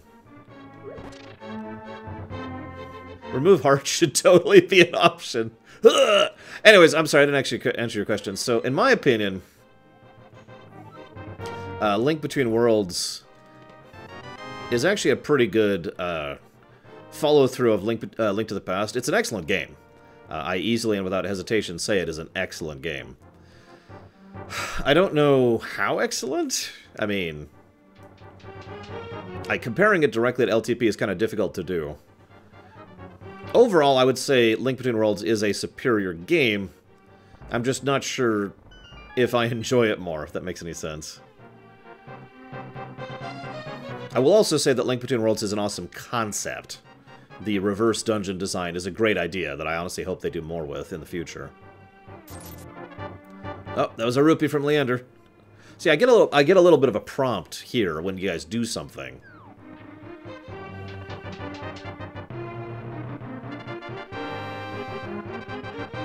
Oh, I know, right, Django Fit?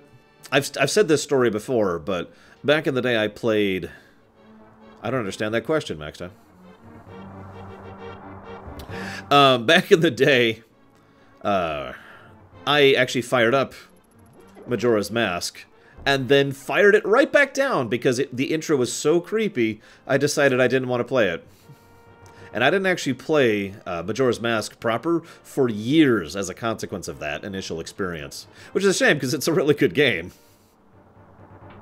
So what is reverse dungeon? So usual Zelda dungeon design is you walk into a dungeon, and roughly a third to a half of the dungeon is spent basically... Ooh, arrows. Yay! Is spent trying to... what's the clock next time? Oh, right. Yeah. Is spent trying to get an item, or an ability, or a magic spell, or something, which is going to enable you to progress through the dungeon. Then the last half of the dungeon, or the last 2/3 of the dungeon, is all spent actually using that item in order to progress. Reverse dungeon design is you walk into the dungeon with the item you already have necessary in order to progress and complete the dungeon. Now, the big change here is that means that overall the... No! My armor! Oh, God! I lost him. Where'd he go? The biggest change what that means is it means the entire dungeon can be designed around the gimmick of the item, or items, regardless of where it is, because you always walk into the dungeon having the item. It also means... It also means that they can spend more time and effort on...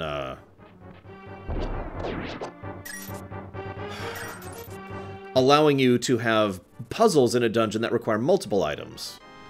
You know, as is in most Zelda games, most Zelda dungeons only require the item that you get in that dungeon to progress.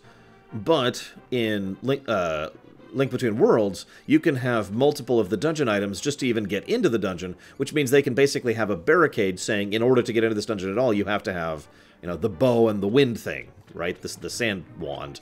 Ergo, they can actually design puzzles around having both the wind thing and the bow in the dungeon. Make sense?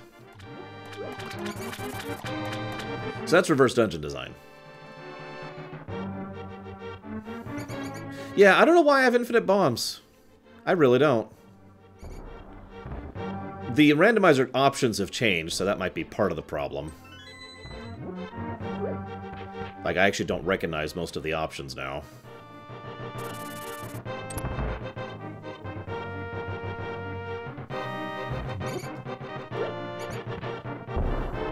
Damn it.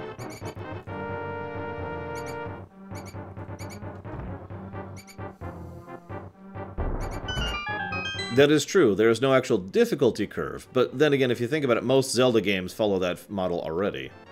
Really? Okay. Wait, seriously? You could just straight up kill me for 15 bucks. Wow. Oh. So does anyone here feel like Googling for me while I try to push through this? Because what I want to know, it's called crowd control. That's the name of the plugin. And what I want to know is there an option to set a free mode in crowd control? Or like to change the prices or something. Some option thereto related. Damn it. Almost made it. Because I totally want to play with you being able to kill me at will. For 10 bucks you can enable ice physics. Oh my god.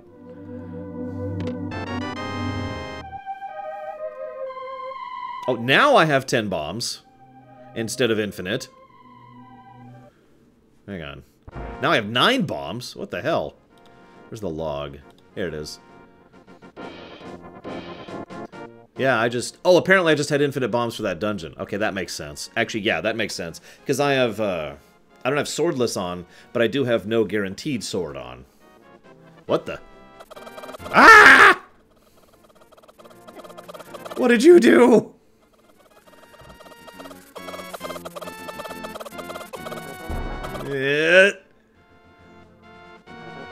Oh god, it's still happening! Oh god, oh god, oh god, oh god, oh god. Why is this happening? Are they still happening? They're still happening! They're even the proper... Oh jeez, hang on, hang on. Why? What did I do to deserve this? Oh god! Oh god! Okay, it's okay. I can make this work. Just need to get a heart. There we go. I don't know next time. I have all 3 games ready to go, by the way. We can try all 3 of them if you want to. I don't remember the setup here. I never remember how to do this optimally, because I'm stupid.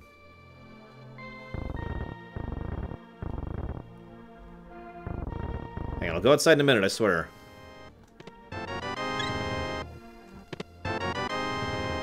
Not bad. I mean, I got the Moon Pearl. That's a really good one. Hang on, I'll go back outside and get killed in a moment, I swear. Whoever did that... I don't actually have that on my log. Although Shadow Machine apparently just gave me a gold B? He did!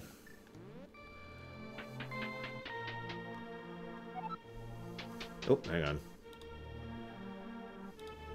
There we go. For 5 bucks, you can deactivate the flute. Oh my god. Are they still coming? Yep, they're still coming. Okay, hang on. Let's... Oh, jeez. No! No! Oh my god, really?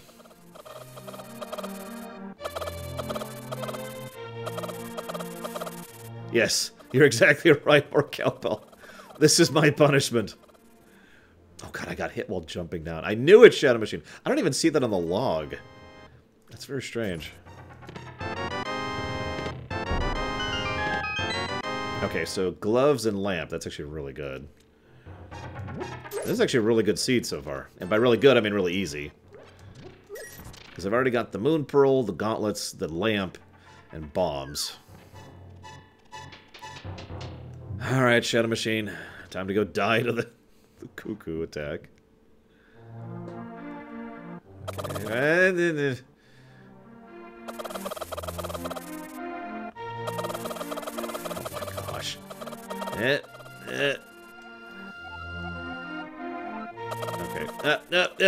Nope. That's just a thing.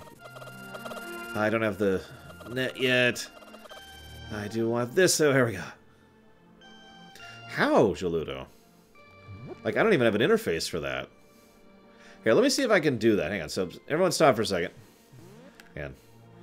Let me stop for a second. Let me see if I can set prices somewhere.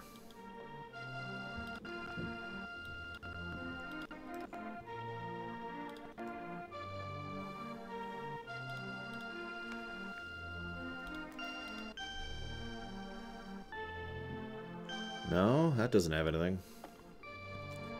Damn it, Shadow Machine. Okay, can I do here? No.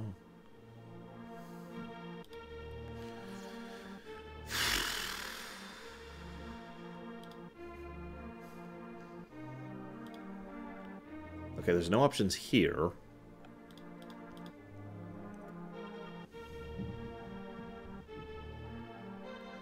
Kuko Storm is apparently what that's called. There's also something called Blackout. Hang on.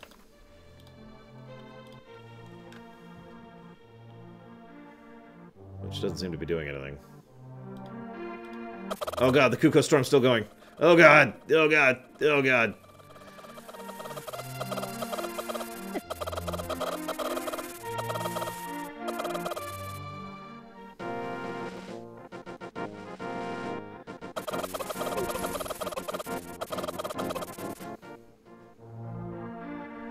Remove quest item and revive boss is an option? Oh my god. Okay, hang on. Why is this not working?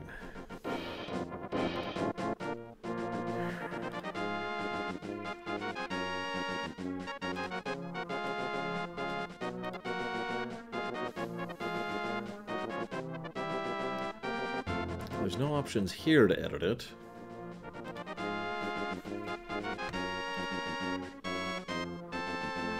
Does it say anything about where exactly I can edit the options, Geludo?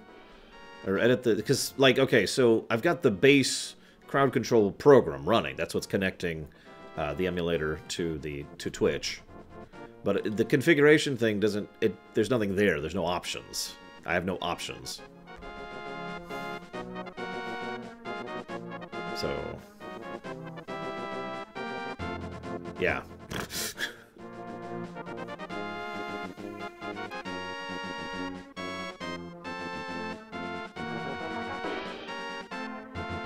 Alright, I'm just gonna Google this myself, because obviously... What do we got here? Starting game, displaying effects on screen.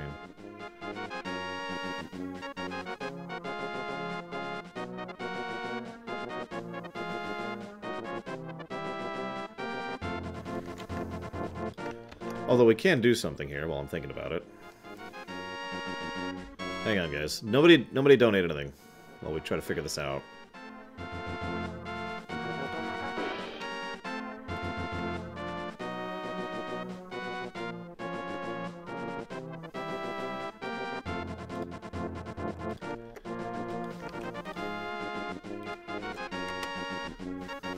That's not...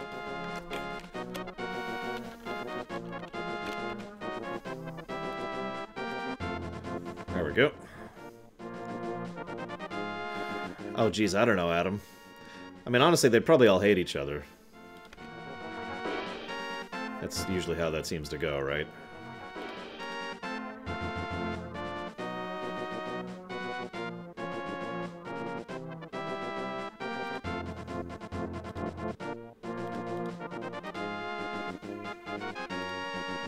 Oh, geez, that's a heck of a log, so we could just kind of put this...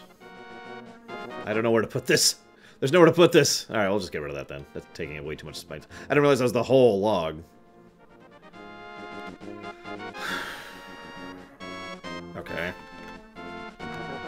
God, this song's drilling into my brain. Ah! What the...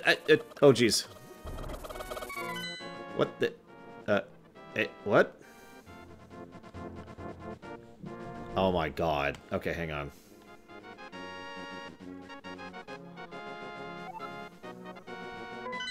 My controls are inverted. I literally have my controller upside down right now. Nope. Actually, that's worse than inverted. I just realized. Save and continue? Okay, so that's... oh, jeez. Oh, jeez. Okay. Okay, here we go. Okay, I got it. I got it. They're actually not inverted. They're reversed. That's even worse than I thought. So, hang on. Oh, God. They're still coming. Oh, why is this still happening? Oh, my God. Ah. Must keep going. What? Oh, God. It's re-reversed. It's back to normal. Oh, jeez. What the hell? That was a guy's head. It is literally his head that's attacking me. Look at that. Inverted would be upside down, like I was trying to do. Reversed means Zaby is up, down, left, right, and up, down, left, right is Zaby. Why is this still happening? Did you renew this, Shadow Machine? How have I not been out in the overworld for more than a minute yet? Uh-oh. Uh-oh.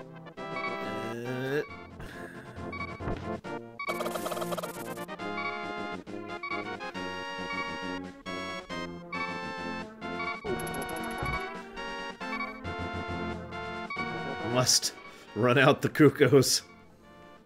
Okay, hang on, let's go up here. I have an idea. Oh, jeez. No, no, no, no! I'm super dead.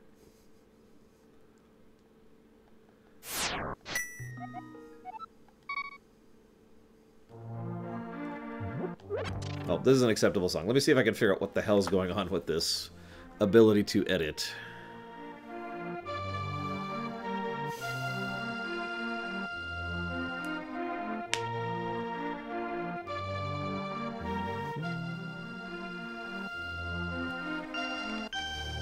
I mean, this is kind of new. It's only a few weeks old at this point. I mean, Shadow Machine is super evil, I agree.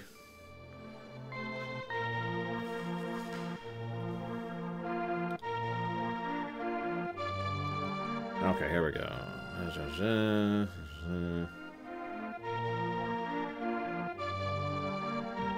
Yes, it is, Eitri. Alright, let me hop into their Discord briefly. See if anybody has brought up the changing price things there.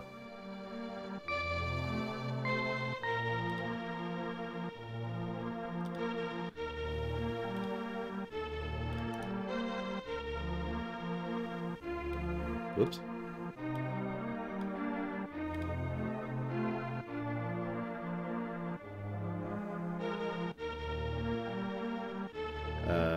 Here we go. Okay, so... yes, I accept your stuff.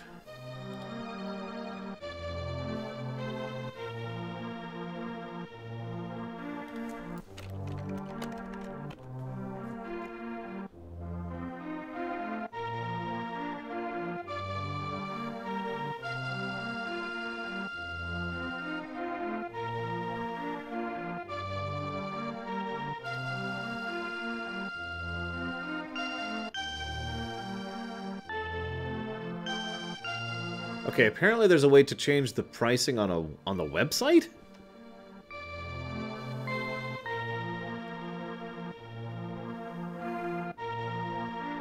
Hang on. Where?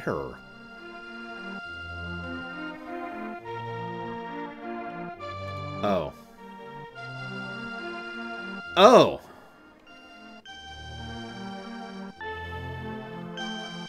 Okay. Item pricing. I found it! I found it. Okay. Okay, I found it, guys. Alright, here we go. So let's turn, like, all of these prices down. Like, by a lot.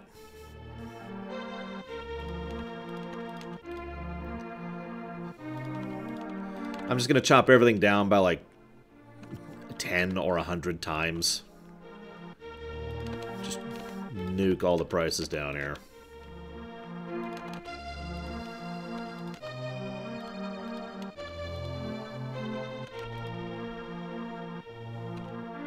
Nope, nope, we're gonna make the evil option super cheap.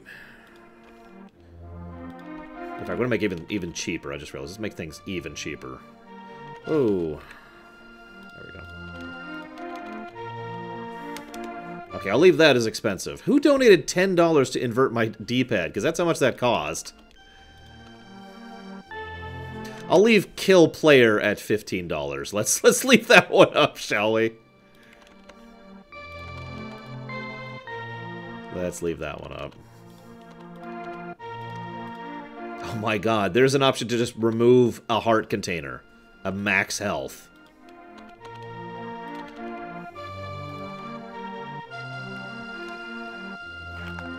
Damn it, Shadow Machine.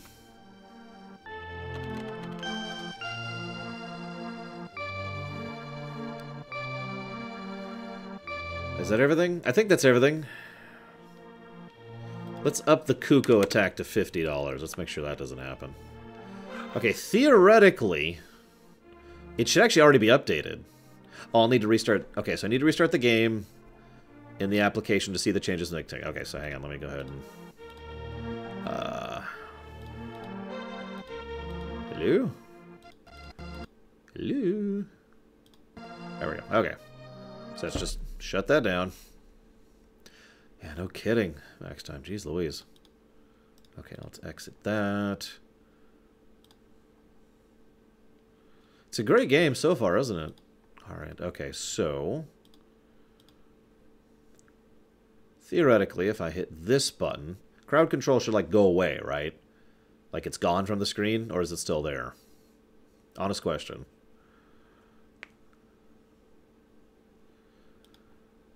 While we're here, we should probably adjust the prices and everything else down. It's still up? Well, give it a second. I mean, if it works, sure. Why not, period. Whoops. Didn't mean to do that. Is there a way to, like, set all? You can actually disable effects entirely. Just to make it so that they don't work. Wait, this is Zelda. I didn't mean to do this. Hang on. Still there. Alright, whatever.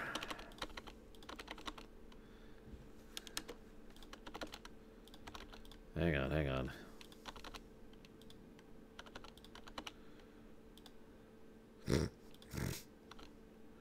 Oh my god, that's horrifying. Why would you do that?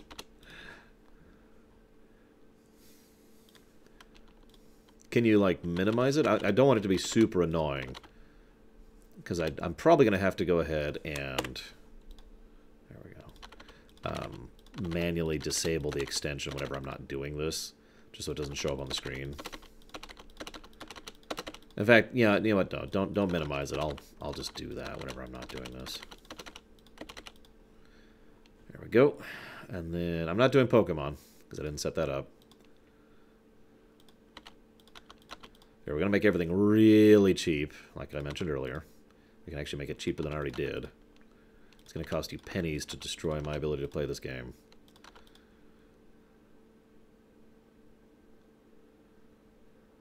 What?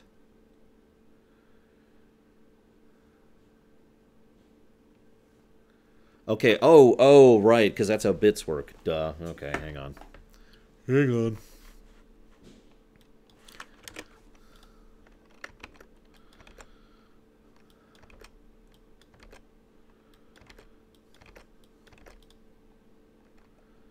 Give me a minute. This interface feels a little bit bleh. Whoa, no, not $6. That's actually $60. No! Guys, if you donate $60, you could kill me in the face. Don't do that.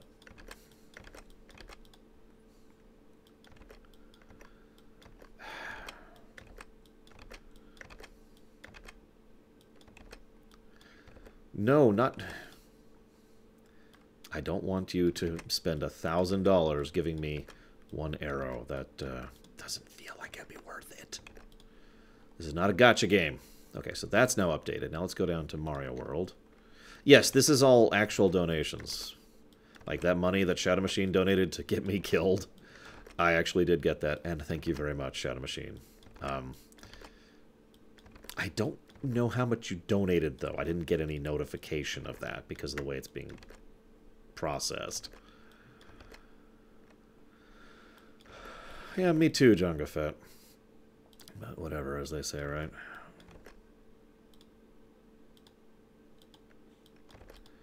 There's no easy way to do this. So everything's going to be a dime. I'm just going to tell you that because that's literally as low as it will let me set this stuff too, okay? It's literally the minimum value. So I'm just going through setting everything to a dime. Which is taking a bit. That's why this is taking so long.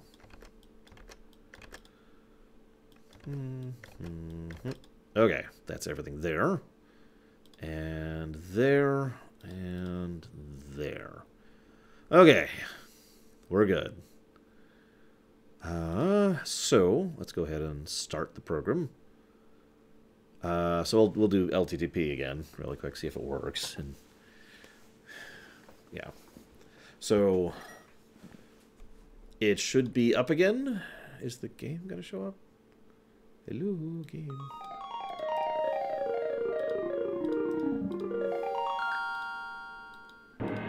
There we go.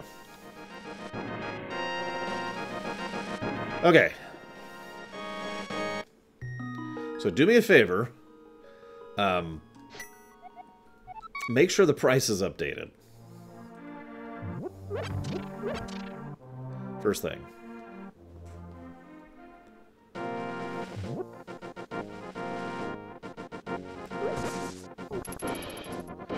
It was just a bush. I'm sorry. Are you a Michelob guy? Jesus. Okay.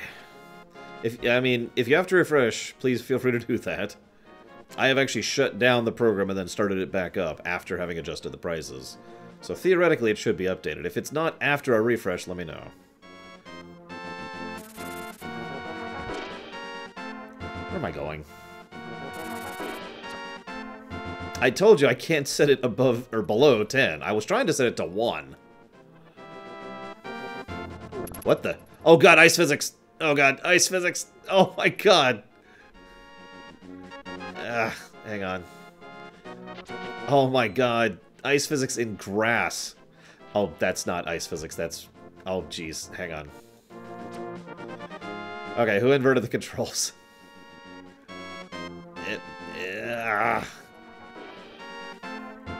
Okay, so we have inverted controls and ice physics. This is going well. No, no, no, no, no, no. Oh, God. Okay. Oh, my God. A heart container. Thank you. Whoever that was.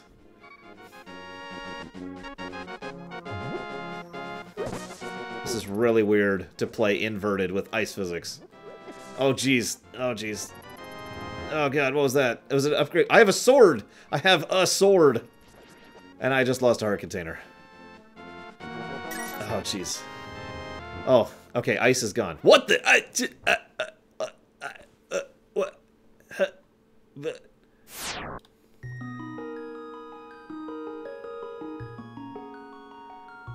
Alright, who killed me? It didn't actually... some of the effects it doesn't show for some reason, which is actually kind of weird. Who killed me? No, my heart containers. Yay, my heart containers.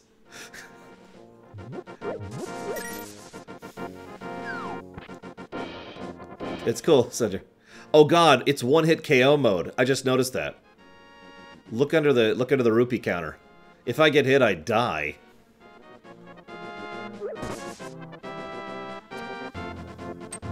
Hi, Zeiss. Please don't kill me. That would actually be kind of funny, Rhino. Like, the more someone picks something, the more expensive it gets. What was that? Upgrade. Oh, now I have a level 2 sword. Woo! I got this, guys. I have sword power now. As long as I don't get touched. If I get touched, I die horribly. I should probably actually think about where I'm going. Oh god, inverted. Inverted. What, Eingrod?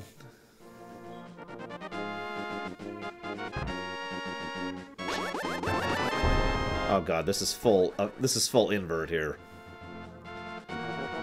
Yeah, we're on hell mode here. Oh no, oh jeez, oh jeez, oh jeez. So I'm doing inverted controls. No! Oh jeez, that shouldn't have worked. This is actually the third or fourth Zelda thing. What the— ah! I'm too scared to move. There we go, okay. I guess I should actually decide where I'm going. Right, let's go this way. Oh god, run ice physics too? Who the hell reactivated ice physics? Thank you for the heart, Bragwin. Oh, inversion's over. Oh, thank god. It was Carino!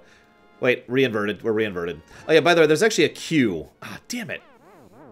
So for those of you not aware, there's actually a queue of effects. So, like, for example, if 5 people all say one-hit KO mode, that means after one-hit KO mode ends, it will immediately start again because someone else added it. Oh god, oh god, oh god, oh god! My controls are inverted. Okay. Let's see if we can make it to the first dungeon. Oh, Jesus.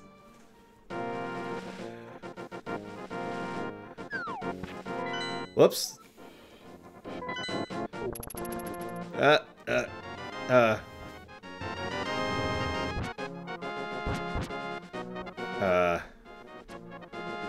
Run. No! Damn it! Damn it! Hang on.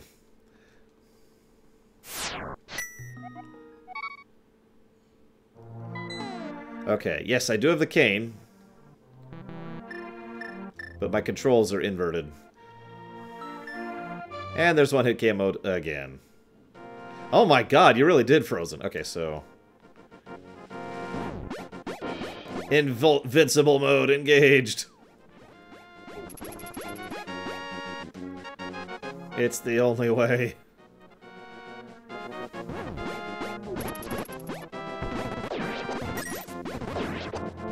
Go. Go. Oh, Jesus. Oh no, Zeiss, don't do it. Don't do it, Zeiss. Oh my god. Oh, thank you, whoever that was. We're gonna do it, guys. We're gonna make it to the first dungeon. Oh, Jesus! I had to say something. So there's reversed controls, and then there's control swap. Reversed controls is down is up and up is down. Control swap is the right... Oh, Jesus! Control swap is the Zaby is D-pad, and the D-pad is Zaby. Okay, so we're back to one-hit KO. We're still in ice physics, because of course we are. And we appear to have some kind of reverse effect still going right now. So we're not swapped, we're just reversed.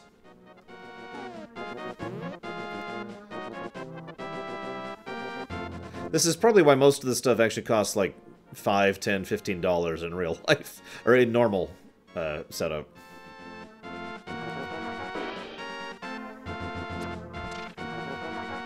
I actually wonder how much money is generated by people who use this. I know they did this for a charity stream recently, which is what they announced this, actually. Uh-oh. Oh, jeez. Oh, jeez. Oh, thank God, the control inversion's gone. I have a sword again. No, control inversion's back! Oh, jeez, it's control inversion and reversed. Oh, God. Okay, so this way...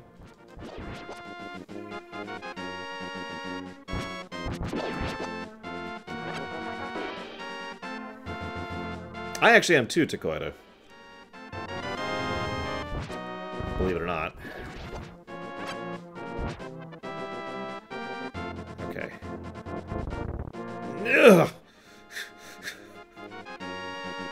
shouldn't have gone for that. Oh my god, a fairy, thank you. Even though... Oh wait, no, we don't have one-hit KO mode on.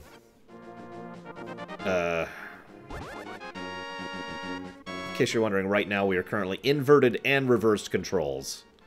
Just to give you an idea of how I'm playing this game right now. I'm holding down, and that's the X button. Okay. And there's one-hit KO mode. What the? How do I... Oh, God. So now we're, like, triple reversed. Infinite magic! I think. Okay, so this is up right now. Whoa! There we go, okay. Oh, my God.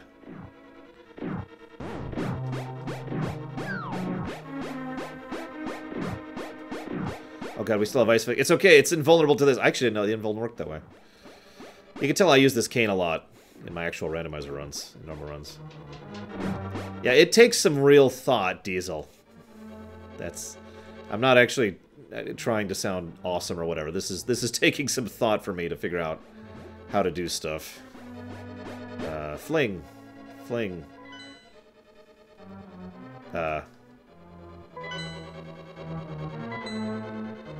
How do I... There we go. Oh, God. Okay, so now this is up, and that's why. Okay. We have one-hit KO mode. I'm just gonna leave that on for no reason, really. Uh-oh. If it's ultimate magic ran out. Oh, jeez. Okay, so this... No. There we go. Oh my god, Eingrod, really? Okay, there we go. Run! Please be something worthwhile. That is worthwhile. Okay, cool. That was worth it. Nope, nope, this is down right now. It just changed again. It keeps changing. That's the best part. Like, I'll be hitting, you know, what is currently left, and then it will suddenly not go left, and it's like, ugh. And I love how ice physics is just on. There's just infinite ice physics. Okay, now we have flipped controls. Alright, who just killed me? Who just straight up killed me? Ah! That was currently down. Like, I wish the log showed me everything.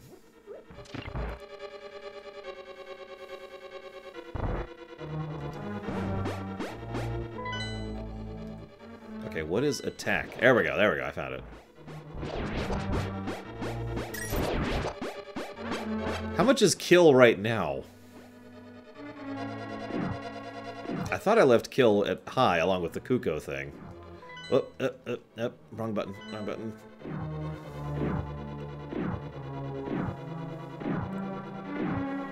Oh jeez, sudden control shift. In the middle of maneuvering through this. Okay, so it is $5 to kill me. Got it. That's acceptable, I think. Alright, so who killed me? I'm just curious. I'm not mad. Whoever it is, thank you. For the $5 and for killing me! Nope, that's still flipped. Oh my god. Ice physics. Why would you make the whole game ice physics, Ice Tray? Never mind, I retract the question. Oh, jeez.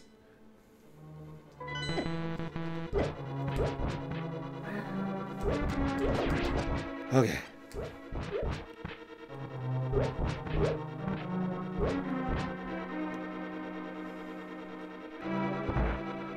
Could someone help Zeiss find it, please? By the way, thank you to everyone who gave me sword upgrades. I have a shield now. Oh my god, I have a shield. Thank you, Ariant. Someone took away the hearts, Frozen. Whoops. Ooh, the map. Link looks awesome. What are you talking about?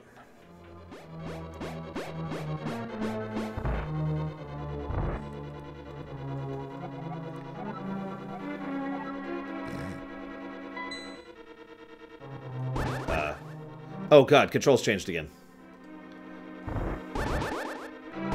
Oh god. Okay, so this is invert and reversed. Okay, so... Okay. Oh, jeez. Hang on. So that's attack. That's Kane. I actually have Django. In fact, I did a full stream on it. It was excellent, although, not my favorite Telltale, but it was still very good. Wait, Kane can hurt those guys?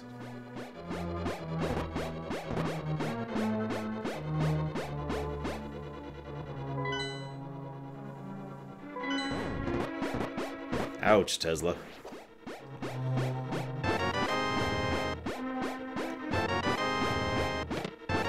I'd like to think I'm doing pretty well, considering that right now the A button is left, and the left button is A.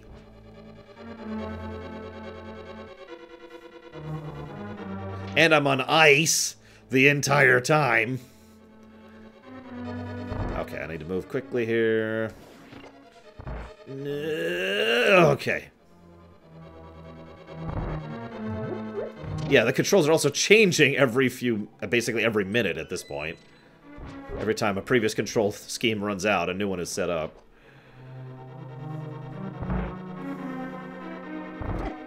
Don't... Oh, jeez. Okay, we're just gonna let that happen. That is basically what this is. This is the get good mode. That's exactly what this is. Oh, jeez. At least we don't have one-hit KO mode on anymore. That would be awful. Please don't.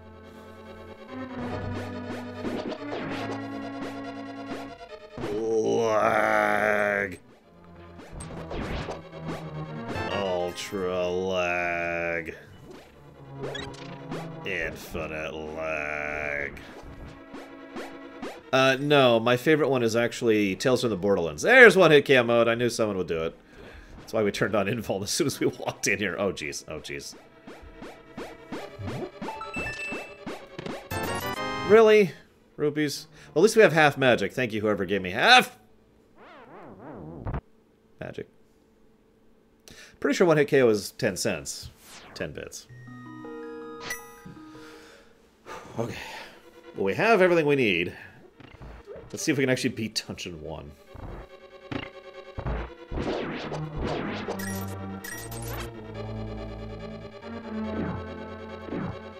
I suppose I should check that chest, too. Randomizer and all that. I gotta remember how to get to that chest. Yes, this is Magus from Chrono Trigger. Yay, magic! Thank you.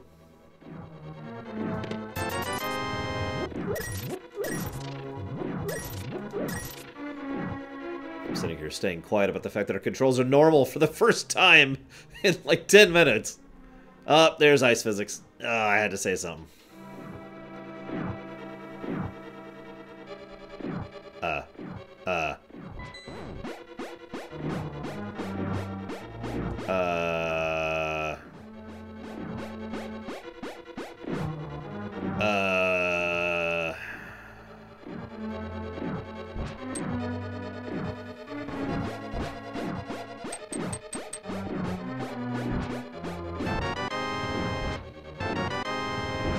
Could someone do the forced magic mirror thing, please? Real quick. Or just kill me! Jesus, people! You could have just done the magic mirror thing.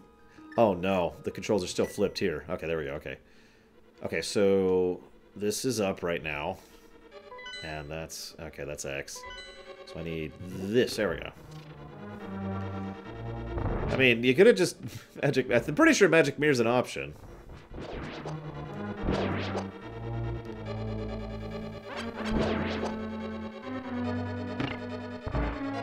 Oh god, you're right. This is basically loot boxes.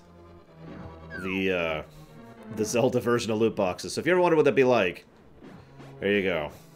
I'm just gonna push through that really quick. Come on, I want to at least reach the bosses. Boss, I suppose. No, no, no. There we go. Okay, okay. We're okay, we're okay. This way. Is that still you, Ice Tray? I'm just wondering.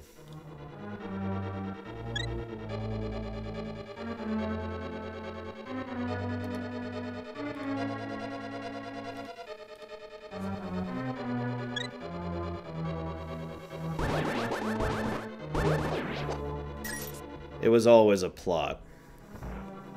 Next time. I actually need to AFK for a couple minutes. I'm sorry. When I get back, we'll see if we can finish this frickin' dungeon. And then I want to try out the other ones if you're okay with that. But I will be right back. I'm sorry, guys.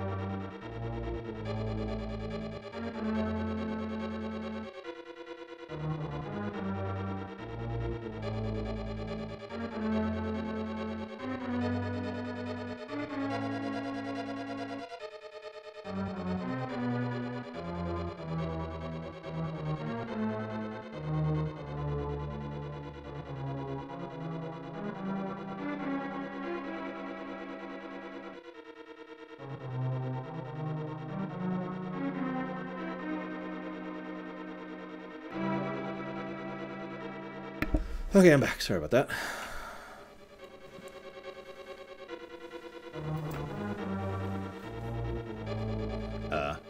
Okay. Let's do this. We're gonna finish this dungeon. We're gonna finish Dungeon 1 with ice physics, apparently. Of course there's ice physics. Why wouldn't there be ice physics? By the way, whoever's doing the ice physics thing, you should save some of your bits. I know what you're saying. Why would I do that? Because there's an ice physics option in the Mario stuff, too. Just saying.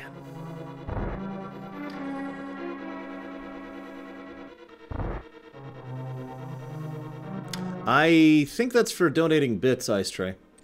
You're the second biggest bit donator right now. Yeah, that's what that is.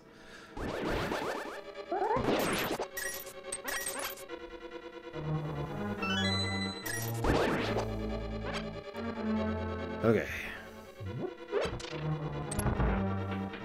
We're gonna do it, guys. We're gonna make it happen. Finally.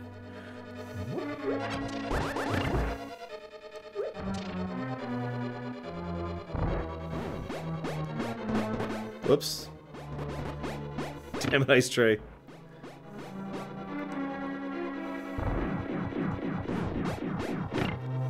We're just gonna use that infinite magic as much as we can there. Oh no, I don't have a bow. Can that hurt him? No. Well, we're done. Normally in a typical randomizer, this is when I'd go and try and figure out a way to progress. But instead of doing that, let's just do that. And let's try out this instead.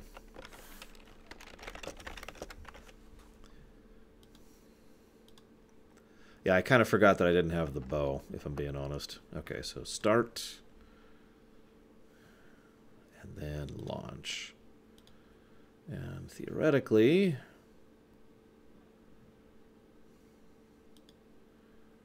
it's a little small for some reason. Oh, I see why. There we go. Okay. I don't know. I haven't even set up Pokemon, so I don't have that at all.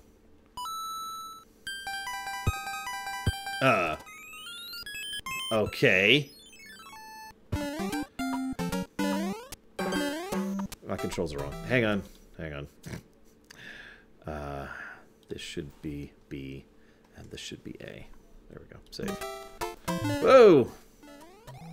What the? I'm suddenly... oh, jeez! Why is there a sun? Who added a sun?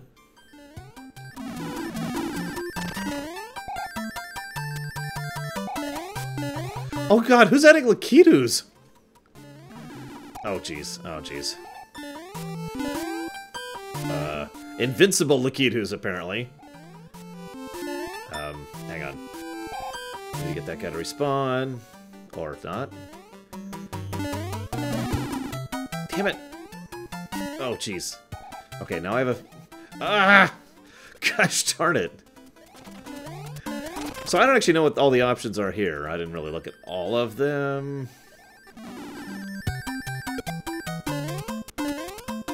Who added a Big Bertha?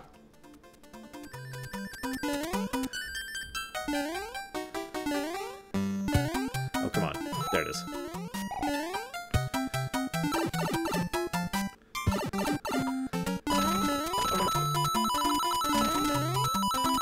I knew it, Bragwin. Oh, Big Bertha can't compare to you. We all know this. In a good way. Like, you're awesome is what I'm trying to say.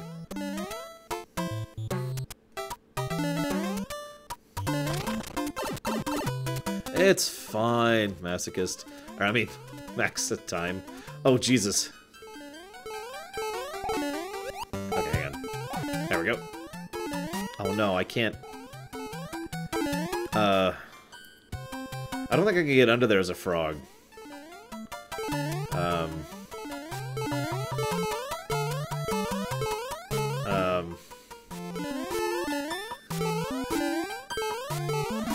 There we go.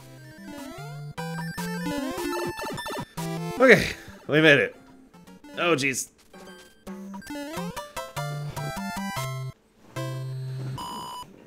Okay.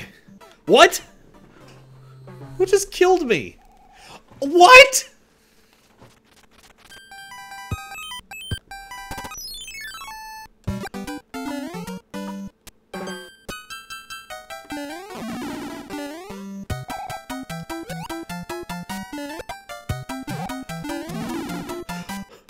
Ah!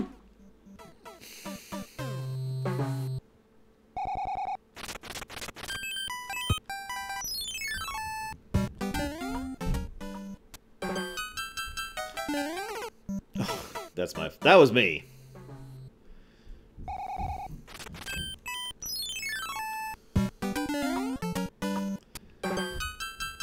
Oh, jeez. Okay, hang on.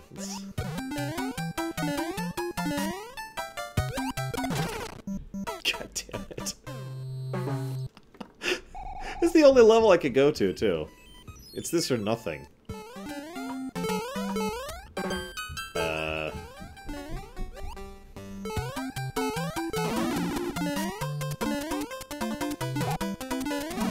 Okay, quick. Oh, we're invincible. Okay. Oh god, who keeps adding Berthas?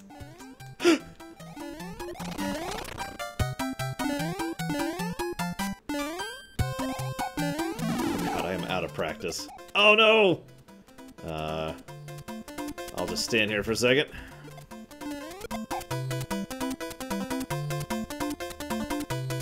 There we go. Okay, we got this.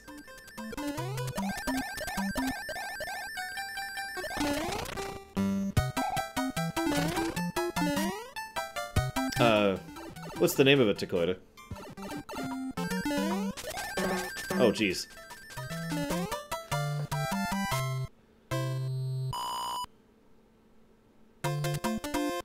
Okay, we did it! We made it through a level! Oh my gosh. Okay, never mind, I haven't heard of that. Super Pilot. I'll have to look at that later. So right now this supports 4 games, which I'm actually going to show off 3 of those, because I haven't set up the 4th one. If you guys want me to set up the 4th one, it probably would not take me that long. The 4th one's Pokemon, by the way. Pokemon 1.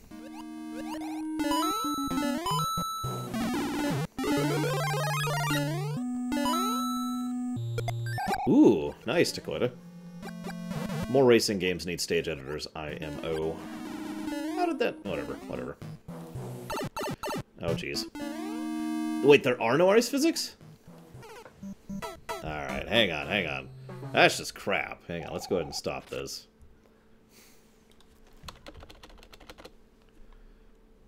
Let's update that. Do you guys want me to set up Pokemon? I can do it, I just didn't, because I figured there'd be no interest. So let me start that up.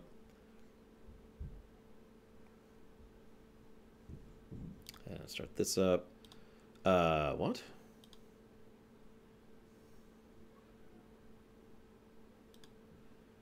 No, that should be it.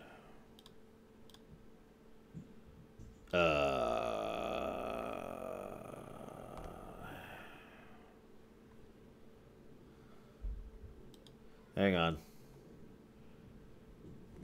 It was working earlier. I actually got Mario World working early. I don't know why it's not right now. Give me a second. See if I can pull it up manually.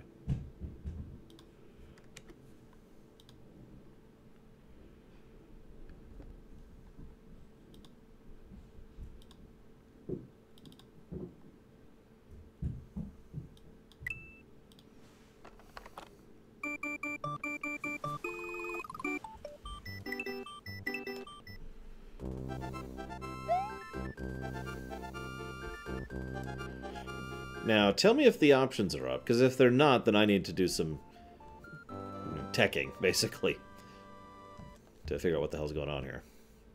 That would be really cool, actually, next time. Like, legit.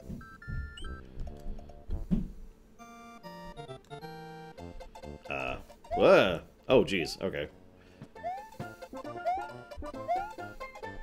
Are they working? Supposed to be the next question.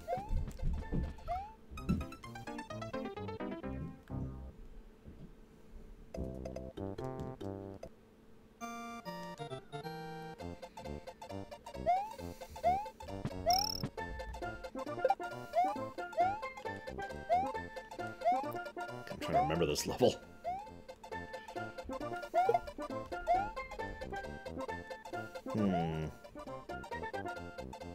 Oh god, what? Hang on. So I need to go do...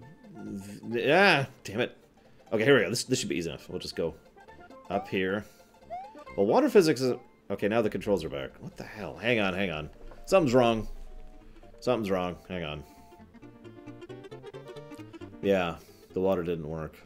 I was actually looking forward to seeing water physics added.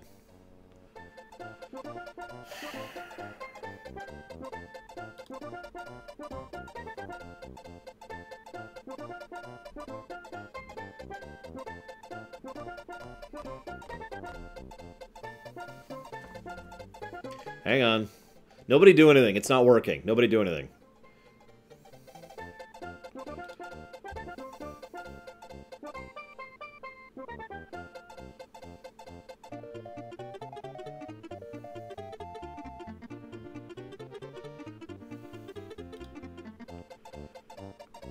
This should be working. It's the exact link to the exact file.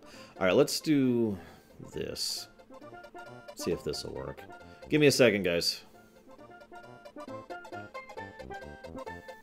Enjoy the Mario music. Koji Kondo is amazing.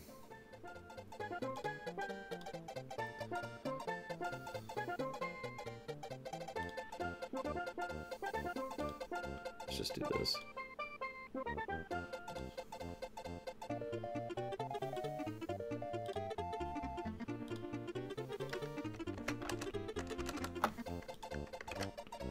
Okay, 4481. So let's just kill that really quick.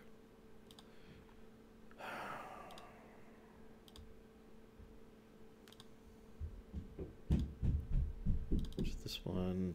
It's my niece running around, having fun. Okay, let's see if this will work. If this doesn't work, then I'm just going to try the Pokemon thing. Yeah, it doesn't... Okay, I don't know why the Mario World thing isn't working. It's saying the ROM is the wrong size. Which is... It's the exact same ROM that they want me to use with the exact same randomizer that they want me to use. So I have no idea why that's an issue. Alright, hang on. You guys want to try Pokemon? Give me a second. So... That's going to be this...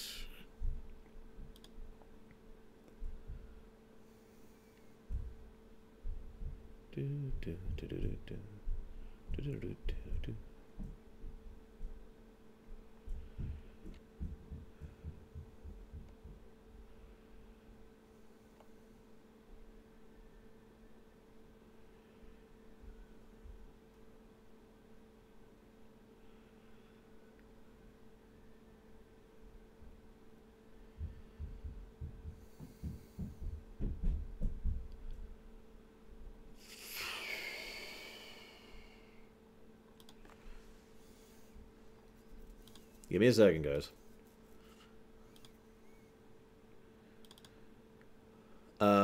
Blue or red? Real quick. Blue or red?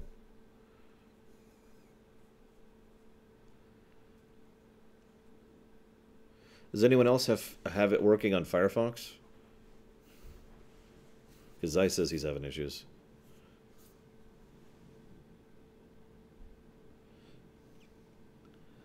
Yeah, we're getting a little bit of that here, too, period. I have a few friends buried in ice right now, period. I'm glad you guys are out of the worst of it, period. Got a magazine from you in the mail today, comma. Haven't had a chance to read it yet, but I plan to, period.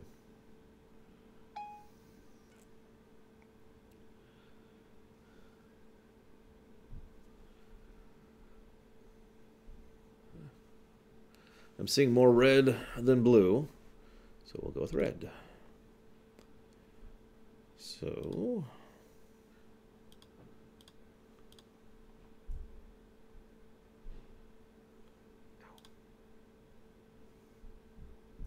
Dramatic pause.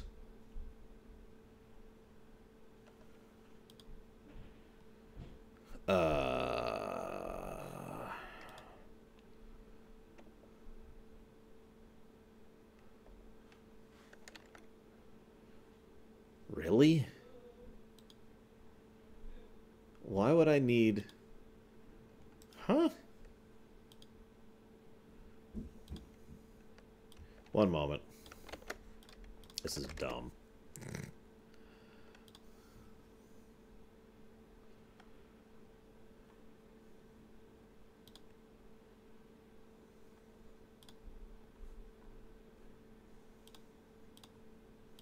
Put that here. Put this here. Put this here.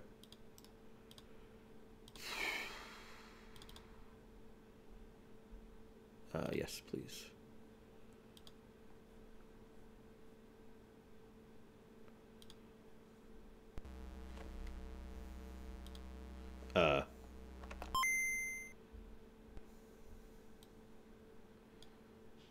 Hang on.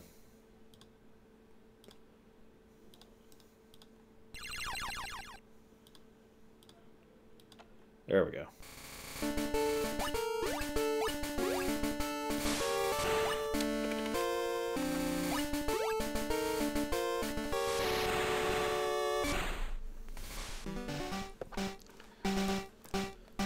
Four or five, Colgrim, or the latest one. Oh, I need to set my... Hang on. Hang on. I need to set my controller. So, up, down, left, right, start, select, B, A. Okay, save.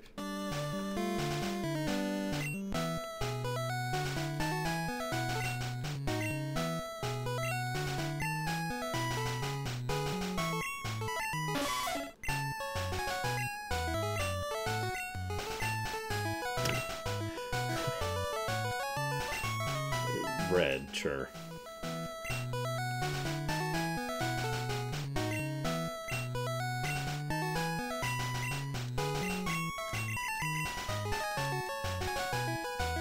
Oh, I haven't set prices yet. I'm so sorry. Hang on. I liked Sun and Moon a lot.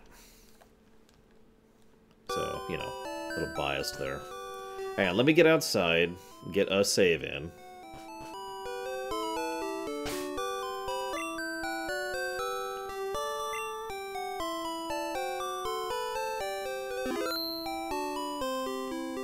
Okay. Hang on. I forgot to set the prices. I'm sorry, guys. Let's just chop that off really quick. And then let's go ahead and find the prices, which is going to be... Hang on. Prices. Pokemon, here we go. Okay. Oh my god. Okay, hang on.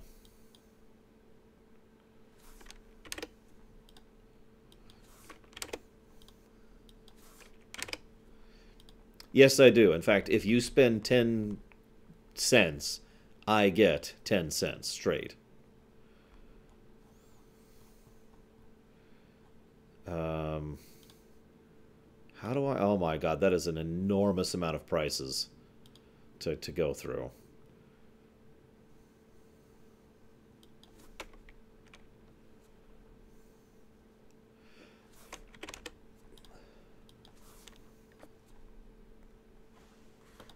There needs to be a way to, like, set all of them to something. Hang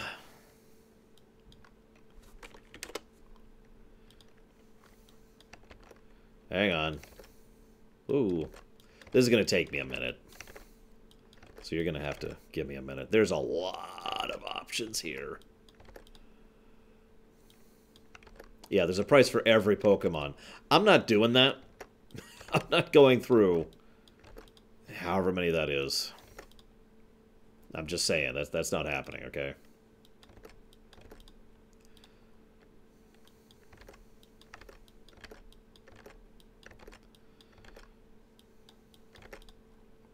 Because I have to do every single one of those manually.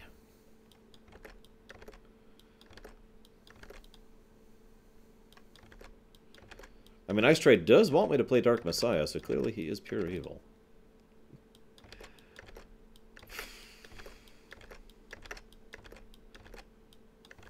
Whoops.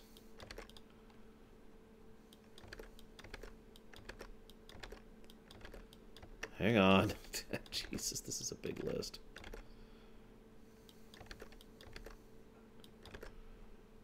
You know what? I'm just going to fix the ones that are broken right now. I'm not going to do this. Every single thing on this list.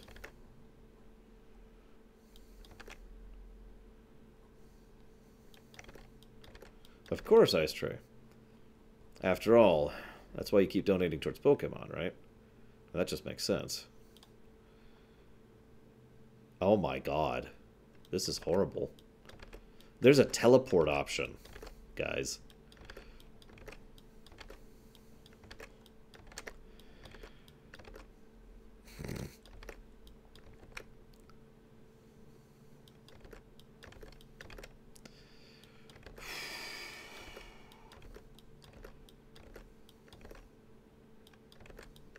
You could just teleport me to Victory Road. Please don't do that. Okay.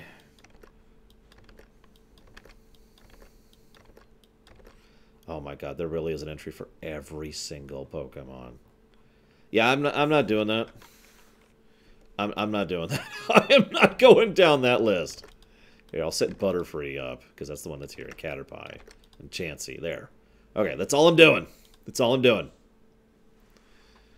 Okay.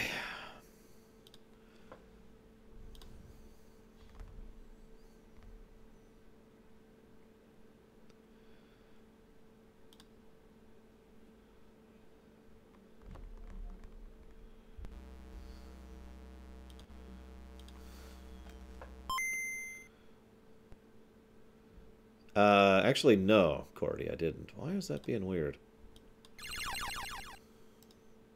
Oh, I see why, because it really is weird.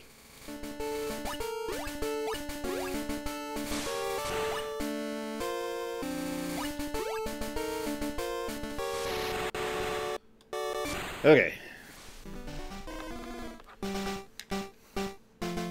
Apparently it didn't save?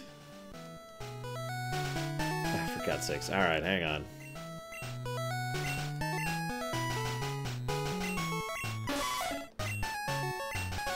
Hang on, guys. Let me get past the intro.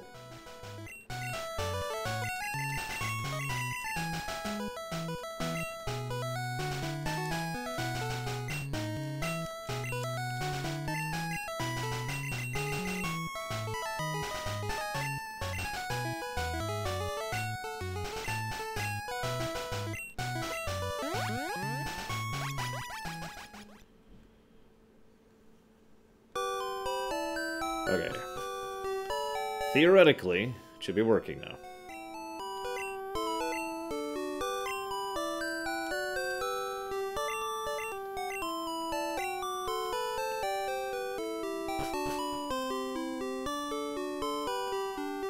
Anything?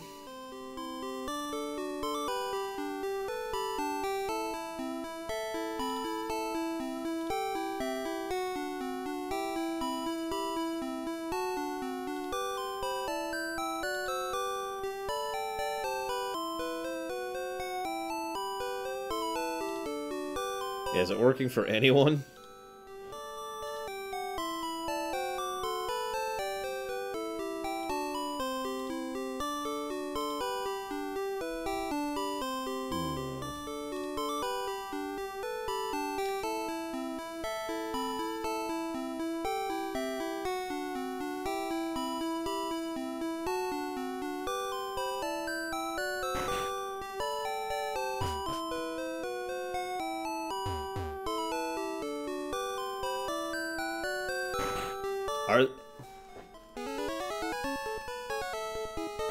Oh, thank you, Rio.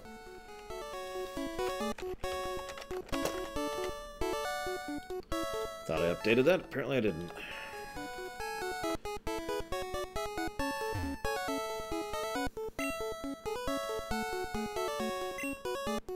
Oh, right. Maybe I have to get to the point where I have a Pokemon? I don't know. Let's see what happens here.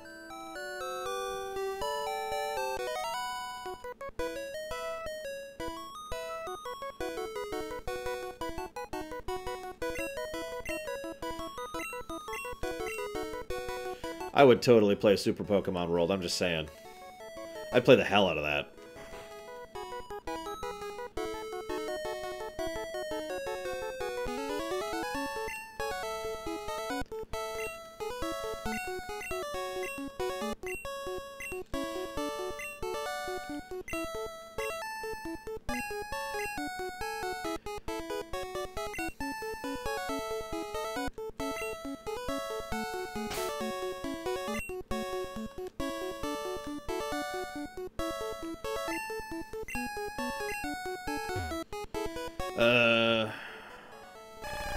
No, nobody likes water type. Charmander?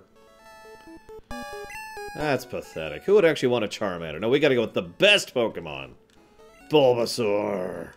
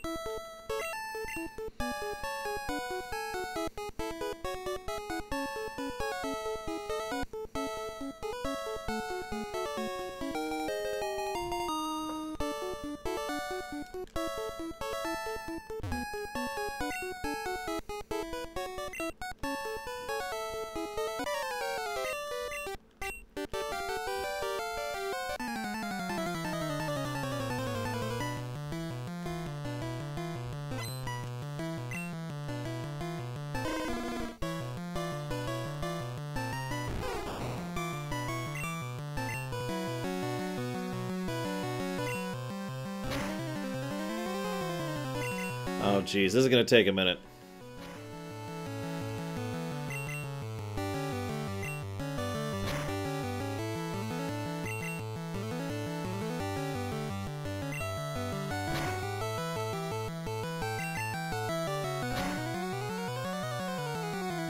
I might be about to pay for the enemy Charmander here. Or for the Charmander bashing.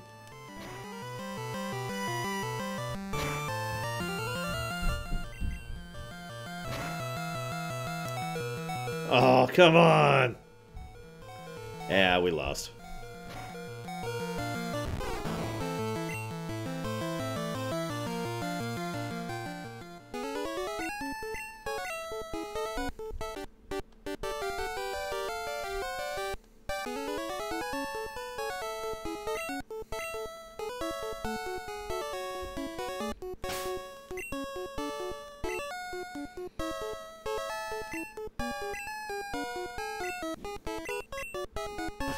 Okay, theoretically, like, I can't imagine why it wouldn't be working now. I have a Pokemon. I basically have access to the game now. So if everything's still not working, then it's just straight up not working. That's true, max time did fail me.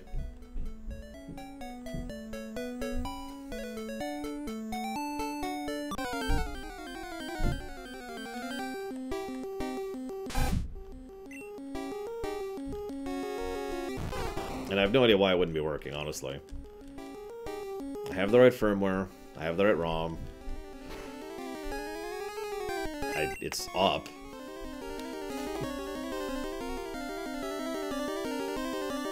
Positioned a little weirdly, but, you know, whatever. Is the Lua working? No, Lua is... The script is running.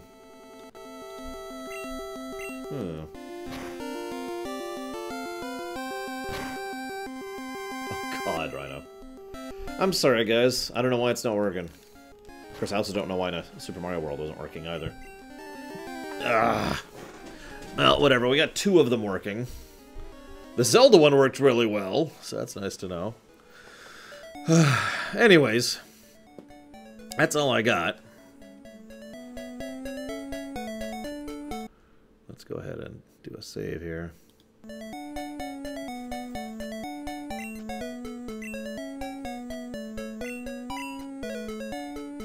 But nothing was happening max time. Like, nothing was going through. Just like nothing is going through here, apparently. Like, I don't have anything. I'm looking at the log here, and I see nothing in the log.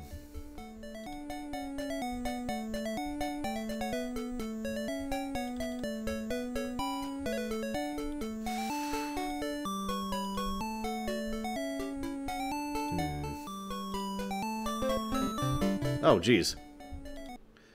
It's Game Over Scythe with the Mario 2 thing. Thank you as ever. Very much, Game Over Scythe. Much appreciate. Would you like to put that sub towards anything? Whatever. I could diagnose that and do more with that later. I wouldn't mind doing more with that with the super cheap prices, just, in the future. So with that, we can go ahead and chop off this Loreweek.